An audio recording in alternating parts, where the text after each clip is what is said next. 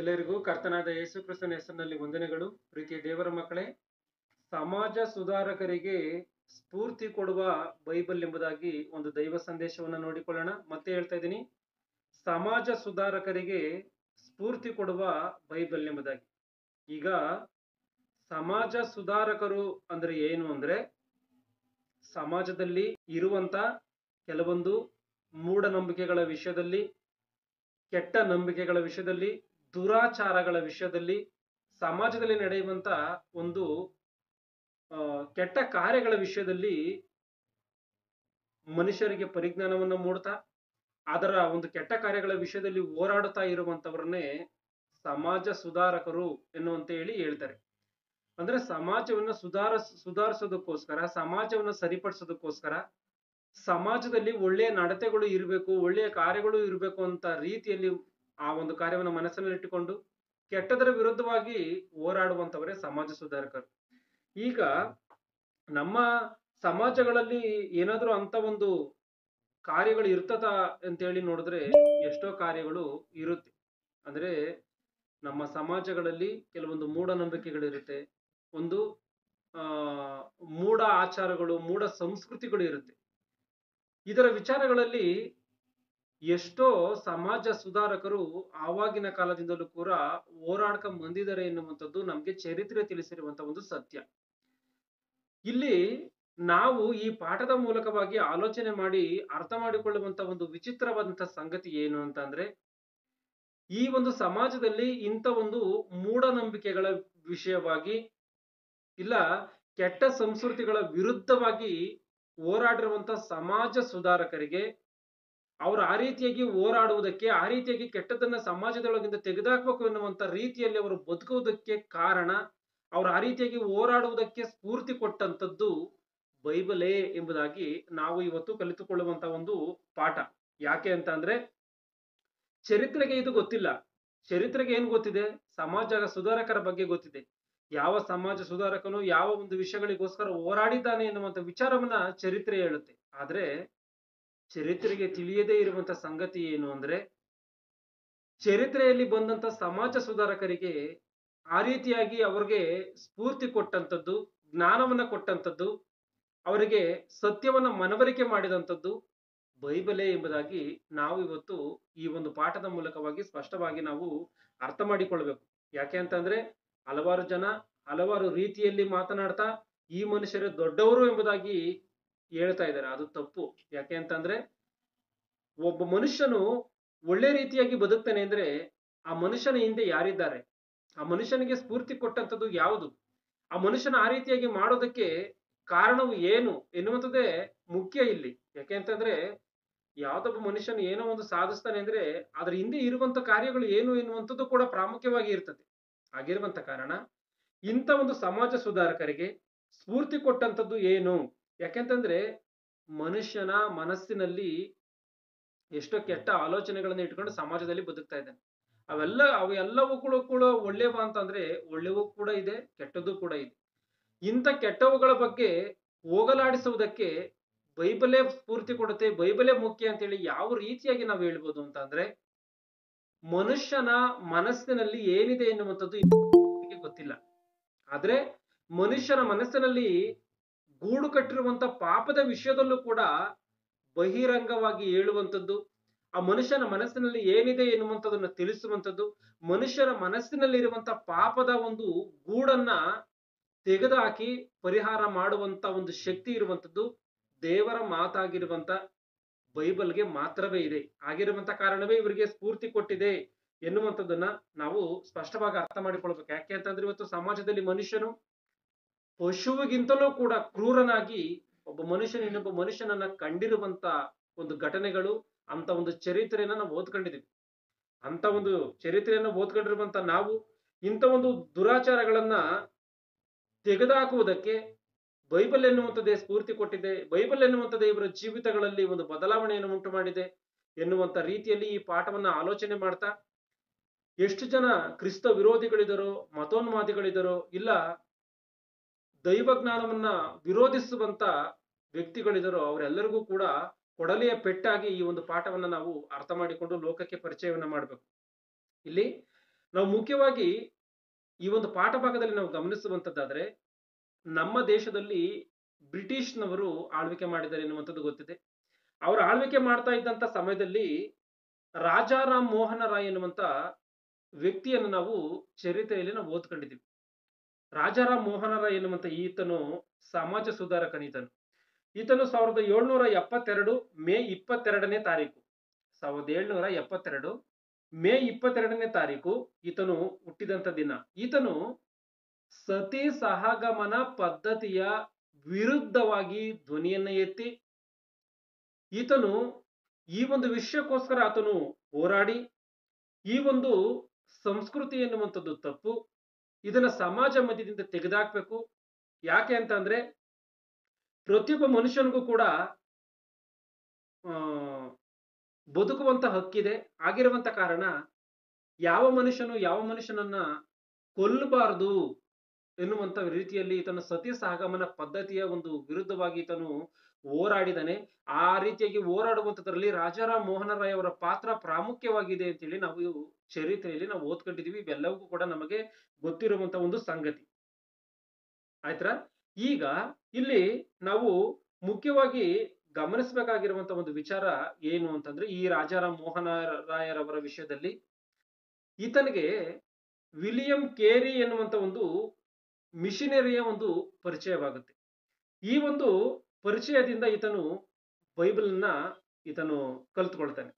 Bible ಅಲ್ಲಿ ಏನಿದೆಯೋ ಅದನ್ನ ತಿಳಿದುಕೊಂತಾನೆ.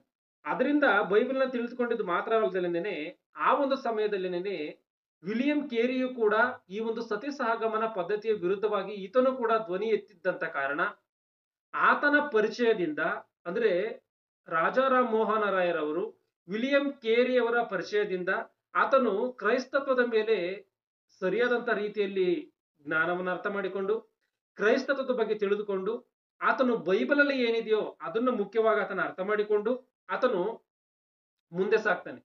ಯಾವಾಗ ಈತನು ಕ್ರೈಸ್ತರ ಮೇಲೆ ಗಮನ ಹರಿಸೋದಕ್ಕೆ ಸ್ಟಾರ್ಟ್ ಮಾಡೋದು, ಅವಾಗ ದೇವರ ವಾಕ್ಯದಲ್ಲಿ ಏನಿದೆ ಅಂದ್ರೆ ಬೈಬಲ್ ಅಲ್ಲಿ ಏನಿದೆಯೋ ಎನ್ನುವಂಥದ್ದನ್ನ ಹುಡುಕ್ತಾ ಇದ್ದಂತ ಸಮಯದಲ್ಲಿ ಬಹಳವಾದಂತ ರೀತಿಯಲ್ಲಿ ಈತನನ್ನ ಆಕರ್ಷಿಸಿರುವಂತ ಬೈಬಲ್ ಅಲ್ಲಿ ಇರುವಂತ ಈತನನ್ನ ಆಕರ್ಷಿಸಿರುವಂತ ಒಂದು ಮಾತು ಏನು ಎಂಬುದಾಗಿ ನೋಡುವಂತದ್ದಾದ್ರೆ, ರೋಮಪುರದವರಿಗೆ ಬರೆದ ಪುಸ್ತಕ 7ನೇ ಅಧ್ಯಾಯ 2ನೇ ವಚನ 3ನೇ ವಚನವನ್ನು ಗಮನಿಸಿ. ರೋಮಪುರ 7:2-3.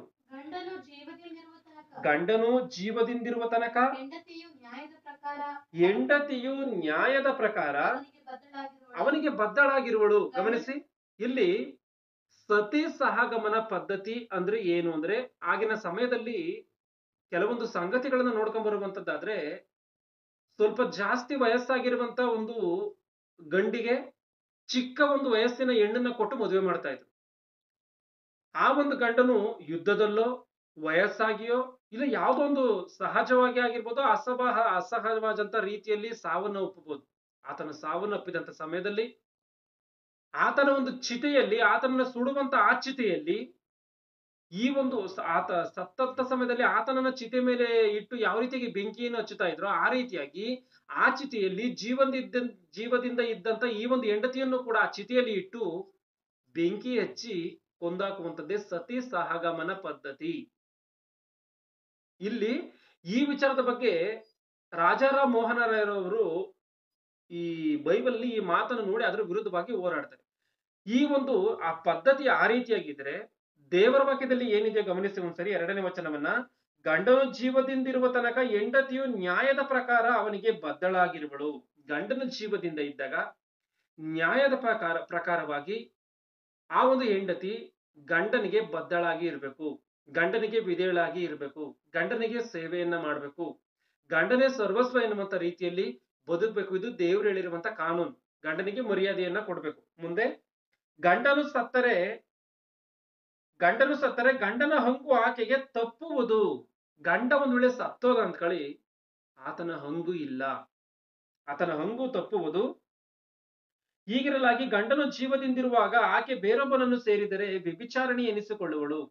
ಗಂಡನು ಒಂದ್ ವೇಳೆ ಜೀವಂತವಾಗಿದ್ದಂತ ಸಮಯದಲ್ಲಿ ಯಾವ ಹೆಣ್ಣಾದ್ರೂ ಇನ್ನೊಬ್ಬ ವ್ಯಕ್ತಿಯನ್ನ ಸೇರಿದ್ರೆ ವ್ಯಭಿಚಾರಿ ಎನಿಸಿಕೊಳ್ತಾಳಂತೆ. ಆದರೆ ಗಂಡನು ಸತ್ತ ಮೇಲೆ ಅವಳ ಹಂಗು ತಪ್ಪಿದ್ದರಿಂದ ಆಕೆ ಮತ್ತೊಬ್ಬ ಗಂಡನನ್ನು ಮಾಡಿಕೊಂಡರೂ ವ್ಯಭಿಚಾರಿಣಿಯಲ್ಲ. ಗಂಡ ಸತ್ತ ಮೇಲೆ ಇನ್ನೊಬ್ಬನನ್ನ ಆಕೆ ಮದುವೆ ಮಾಡ್ಕೊಂಡ್ರು ಕೂಡ ವ್ಯಭಿಚಾರಿ ಅಲ್ವಂತೆ.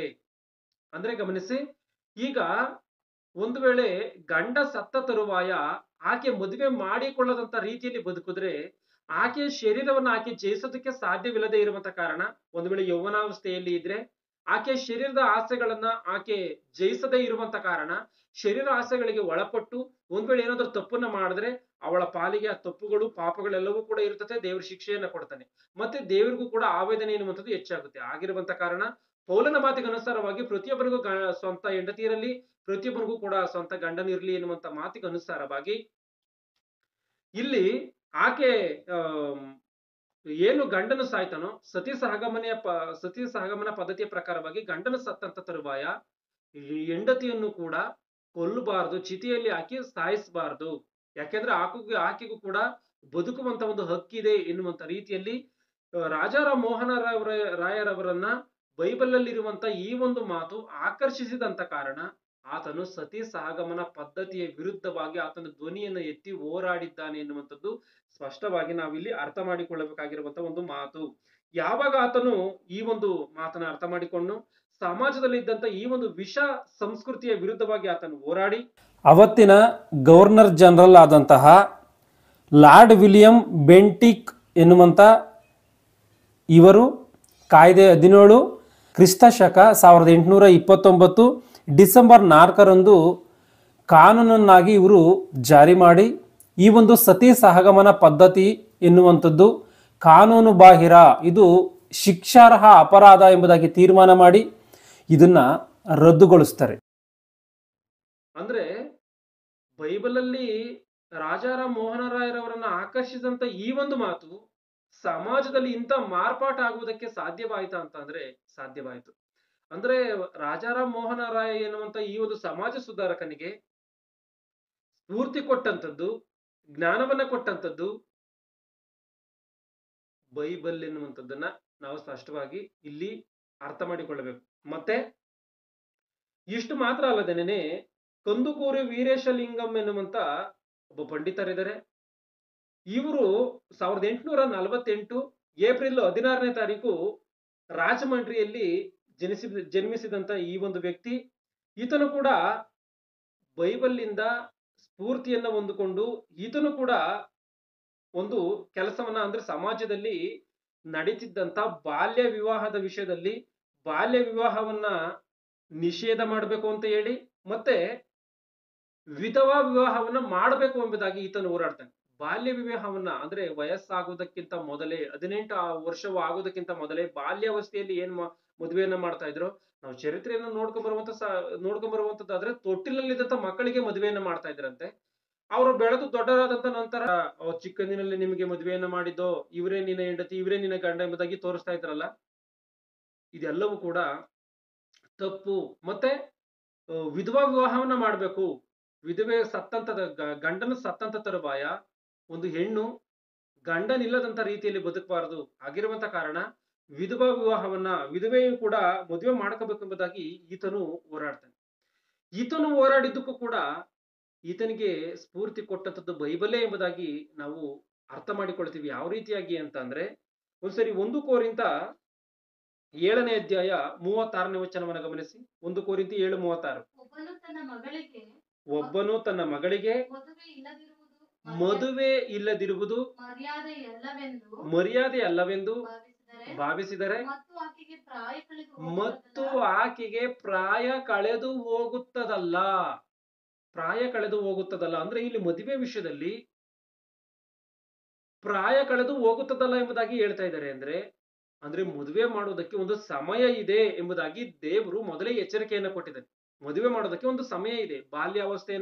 ಬಾಲ್ಯ ವಿವಾಹವನ್ನ ಬಾಲ್ಯಾವಸ್ಥೆಯಲ್ಲಿ ಮಾಡಬಾರದು ಎನ್ನುವಂತ ಈ ಮಾತನ್ನ ಆತನು ಓದಿ ಗ್ರಹಿಸಿ, ಈ ಮಾತಿನಿಂದ ಆತನು ಸ್ಫೂರ್ತಿಯನ್ನು ಹೊಂದಿದಂತ ಈ ಒಂದು ಕಂದುಕೂರಿ ವೀರೇಶಲಿಂಗಂ ಎನ್ನುವಂತ ಪಂಡಿತರು ಈ ಒಂದು ಸಮಾಜದಲ್ಲಿದ್ದಂತ ಬಾಲ್ಯ ವಿವಾಹದ ವಿಷಯದಲ್ಲಿ ಆತನು ಹೋರಾಡಿ ಆತನು ಈ ಒಂದು ವಿಧವಾ ವಿವಾಹವನ್ನು ಕೂಡ ಪ್ರೋತ್ಸಾಹಿಸಿದ್ದಾನೆ. ಈ ವಿಷಯದಲ್ಲೂ ಕೂಡ ಏನ್ ಹೇಳ್ತಿದ್ವಿ, ರೋಮಪುರದವರಿಗೆ ಬರೆದ ಪತ್ರಿಕೆ 7ನೇ ಅಧ್ಯಾಯ 2-3ನೇ ವಚನವನ್ನ ಗಮನಿಸಿ. ರೋಮರು 7:2-3. ಜೀವದಿಂದಿರುವ ತನಕ ಹೆಂಡತಿಯು ನ್ಯಾಯದ ಪ್ರಕಾರ ಅವನಿಗೆ ಬದಲಾಗಿರುವಳು. ಹ ಗಂಡನು ಸತ್ತರೆ ಗಂಡನ ಹಂಗು ಆಕೆಗೆ ತಪ್ಪುವುದು. ಹ್ಮ್ ಹೀಗಿರಲಾಗಿ ಗಂಡನು ಜೀವದಿಂದಿರುವಾಗ ಆಕೆ ಬೇರೊಬ್ಬನನ್ನು ಸೇರಿದರೆ ವ್ಯಭಿಚಾರಿಣಿ ಎನಿಸಿಕೊಳ್ಳುವಳು. ಹ ಆದರೆ ಗಂಡನು ಸತ್ತ ಮೇಲೆ ಅವನ ಹಂಗು ತಪ್ಪಿದ್ದರಿಂದ ಹ ಆಕೆ ಮತ್ತೊಬ್ಬ ಗಂಡನನ್ನು ಮಾಡಿಕೊಂಡರೂ ವ್ಯಭಿಚಾರಿಣಿಯಲ್ಲ. 1 ಕೊರಿಂಥ 7:39 ಓದಿ. ಮುತ್ತೈದೆಯು ಹ್ಮ್ ತನ್ನ ಗಂಡನು ಜೀವದಿಂದಿರುವ ತನಕ ಅವನಿಗೆ ಗಮನಿಸಿ, ಬದಲಾಗಿದ್ದಾಳೆ. ಮುತ್ತೈದೆಯು ತನ್ನ ಗಂಡನು ಜೀವದಿಂದಿರುವ ತನಕ ಅವನಿಗೆ ಬದ್ಧಳಾಗಿದ್ದಾಳೆ. ಮುತ್ತೈದೆಯಾದಂತವಳು ಅಂದ್ರೆ ಗಂಡನಿರುವಂತವಳು, ಗಂಡನಿರುವ ತನಕ ಗಂಡನು ಜೀವದಿಂದಿರುವ ತನಕ ಅವನಿಗೆ ಬದ್ಧಳಾಗಿದ್ದಾಳೆ. ಗಂಡನು ಸತ್ತಿದ್ದರೆ ಆಕೆಯು ಬೇಕಾದವನನ್ನು ಮದುವೆ ಮಾಡಿಕೊಳ್ಳುವುದಕ್ಕೆ ಸ್ವತಂತ್ರಳಾಗಿದ್ದಾಳೆ.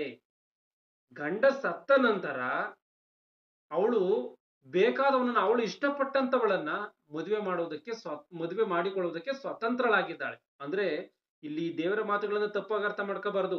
ಇನ್ನೊಬ್ಬ ಯಾರಿಗೋ ಕೂಡ ಹೆಂಡತಿ ಇರುವಂತ ಗಂಡನನ್ನೇ ಈಕೆ ಏನಾದ್ರೂ ಅಪೇಕ್ಷೆ ಪಡಬಹುದ ಅಂತಂದ್ರೆ ದೇವ್ರ ಆ ರೀತಿಯಾಗಿ ಹೇಳ್ತಾ ಇಲ್ಲ. ಆತನ ಒಂದ್ ವೇಳೆ ಮದುವೆ ಮಾಡ್ಕೋಬೇಕು ಅಂತಂದ್ರೆ ಆತನಿಗೂ ಕೂಡ ಹೆಂಡತಿ ಇರಬಾರದು. ಈಕೆ ಯಾವಾಗ ಮದುವೆ ಮಾಡ್ಕೊಳ್ಳೋದಕ್ಕೆ ಸ್ವತಂತ್ರಳು? ಗಂಡನ ಹಂಗು ಇಲ್ದಲೇ ಇದ್ರೆ, ಗಂಡನ ಜೀವಂತವಾಗಿ ಇಲ್ದೇನೆ ಇದ್ರೆ, ಹಂಗಂತ ಗಂಡನ ಬಿಟ್ಟು ಹೋಗಿ ಮದುವೆ ಮಾಡ್ಕೋಬೇಕು ಅಂತ ಅಲ್ಲ. ದೇವರಲ್ಲಿರೋ ಮಾತನ್ನ ಸ್ಪಷ್ಟವಾಗಿ ಅರ್ಥ ಮಾಡ್ಕೊಳ್ಳಿ. ಅಂದ್ರೆ ರಾಜಾರಾಮ್ ಮೋಹನ ರಾಯ್ ಆಗಿರ್ಬೋದು, ಕಂದುಕೂರಿ ವೀರೇಶಲಿಂಗಂ ಎನ್ನುವಂತ ಈ ಪಂಡಿತರಾಗಿರ್ಬೋದು, ಈ ಒಂದು ಮೂಢಾಚಾರಗಳ ವಿಷಯದಲ್ಲಿ ಇವರು ಹೋರಾಡಿದರೆ ಅಂತಂದ್ರೆ ಬೈಬಲ್ ಅಲ್ಲಿ ಈ ಮಾತುಗಳು ಇವರನ್ನ ಆಕರ್ಷಿಸಿದೆ. ಆಗಿರುವಂತ ಕಾರಣವೇ ಪ್ರತಿಯೊಬ್ಬ ಮನುಷ್ಯನಿಗೂ ಕೂಡ ಜೀವಿಸುವಂತ ಹಕ್ಕು ಇದೆ. ಯಾರಿಗೂ ಕೂಡ ಈ ಒಂದು ಪ್ರಾಣವನ್ನ ತೆಗೆಯುವಂತ, ಒಬ್ಬ ಮನುಷ್ಯನ ಪ್ರಾಣವನ್ನ ಇನ್ನೊಬ್ಬ ಮನುಷ್ಯನ ತೆಗೆಯುವಂತ ಅಧಿಕಾರವು ಯಾರಿಗೂ ಇಲ್ಲ ಅಂತ ಹೇಳಿ ಇವರು ಗ್ರಹಿಸಿಕೊಂಡು ಇದಕ್ಕೆ ವಿರುದ್ಧವಾಗಿ ಹೋರಾಡಿದ್ದಾರೆ. ಇಲ್ಲಿ ಮುಖ್ಯವಾಗಿ ನಾವು ಗಮನಿಸಬೇಕಾಗಿರುವಂತ ಒಂದು ವಿಚಾರ ಇದೆ. ಅದೇನು ಅಂದ್ರೆ, ಇವತ್ತಿನ ಕಾನೂನಿನಿಗೂ ಕೂಡ ಒಬ್ಬ ಮನುಷ್ಯನ ಪ್ರಾಣವನ್ನ ತೆಗೆಯುವಂತ ಅಧಿಕಾರ ಇಲ್ಲ. ಒಬ್ಬ ಕಾನೂನು ಇವತ್ತು ಒಬ್ಬ ಅಪರಾಧಿ ಆಗಿರುವಂತವನಿಗೆ ಶಿಕ್ಷೆ ಕೊಡ್ಬೋದು, ತಪ್ಪಿಲ್ಲ, ಶಿಕ್ಷೆ ಕೊಡ್ಬೋದು, ಇಲ್ಲ ಆತನನ್ನ ಬಂಧಿಸ್ಬೋದು. ಆದ್ರೆ ಪ್ರಾಣ ತೆಗೆಯುವಂತ ಕೆಲಸವನ್ನ ಒಂದ್ ವೇಳೆ ನಮ್ಮ ದೇಶದ ಗಡಿ ಭಾಗಗಳಲ್ಲಿ ಆಗಿರ್ಬೋದು, ಇಲ್ಲ ಈ ಒಂದು ಕಾನೂನಲ್ಲಿ ಆಗಿರ್ಬೋದು, ಪ್ರಾಣ ತೆಗೆಯುವಂತ ಅಧಿಕಾರ ಯಾರಿಗೂ ಕೂಡ ಇಲ್ಲ. ಯಾಕಂದ್ರೆ ದೇವರೇ ಪ್ರಾಣವನ್ನ ಕೊಟ್ಟಿದ್ದಾನೆ, ದೇವರೇ ಪ್ರಾಣವನ್ನ ತೆಗಿಬೇಕು ಹೊರತು ಒಬ್ಬ ಮನುಷ್ಯನ ಇನ್ನೊಬ್ಬ ಮನುಷ್ಯನನ್ನ ಯಾವುದೇ ಕಾರಣದಿಂದಾದ್ರೂ ಸರಿ ಪ್ರಾಣವನ್ನು ತೆಗೆದ್ರೆ ಅವನಿಗೆ ಆ ಅಪರಾಧ ಇರುತ್ತೆ. ಇದನ್ನ ನಾವು ಸ್ಪಷ್ಟವಾಗಿ ಅರ್ಥ ಮಾಡಿಕೊಳ್ಬೇಕು.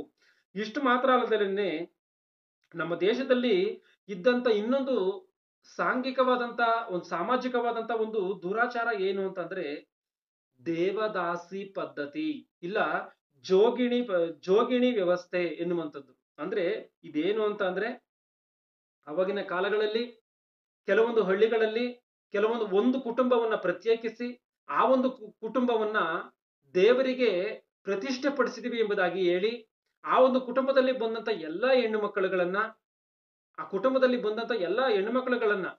ಹೆಣ್ಣು ಮಕ್ಕಳುಗಳನ್ನ ಒಂದು ಹೆಣ್ಣು ಮಗಿನ ನಂತರ ಇನ್ನೊಂದು ತಲೆಮಾರು ಈ ರೀತಿಯಾಗಿನೇ ಆ ಬಂದಂತ ಕುಟುಂಬದಲ್ಲಿ ಬಂದಂತ ಹೆಣ್ಣು ಮಕ್ಕಳುಗಳನ್ನ ದೇವರಿಗೆ ಪ್ರತಿಷ್ಠೆ ಮಾಡಿದೀವಿ ಅಂತ ಹೇಳಿ ಅವ್ರನ್ನ ಪ್ರತ್ಯೇಕಿಸಿ ಬಿಟ್ಬಿಡ್ತಾ ಇದ್ರು ಊರಲ್ಲಿ.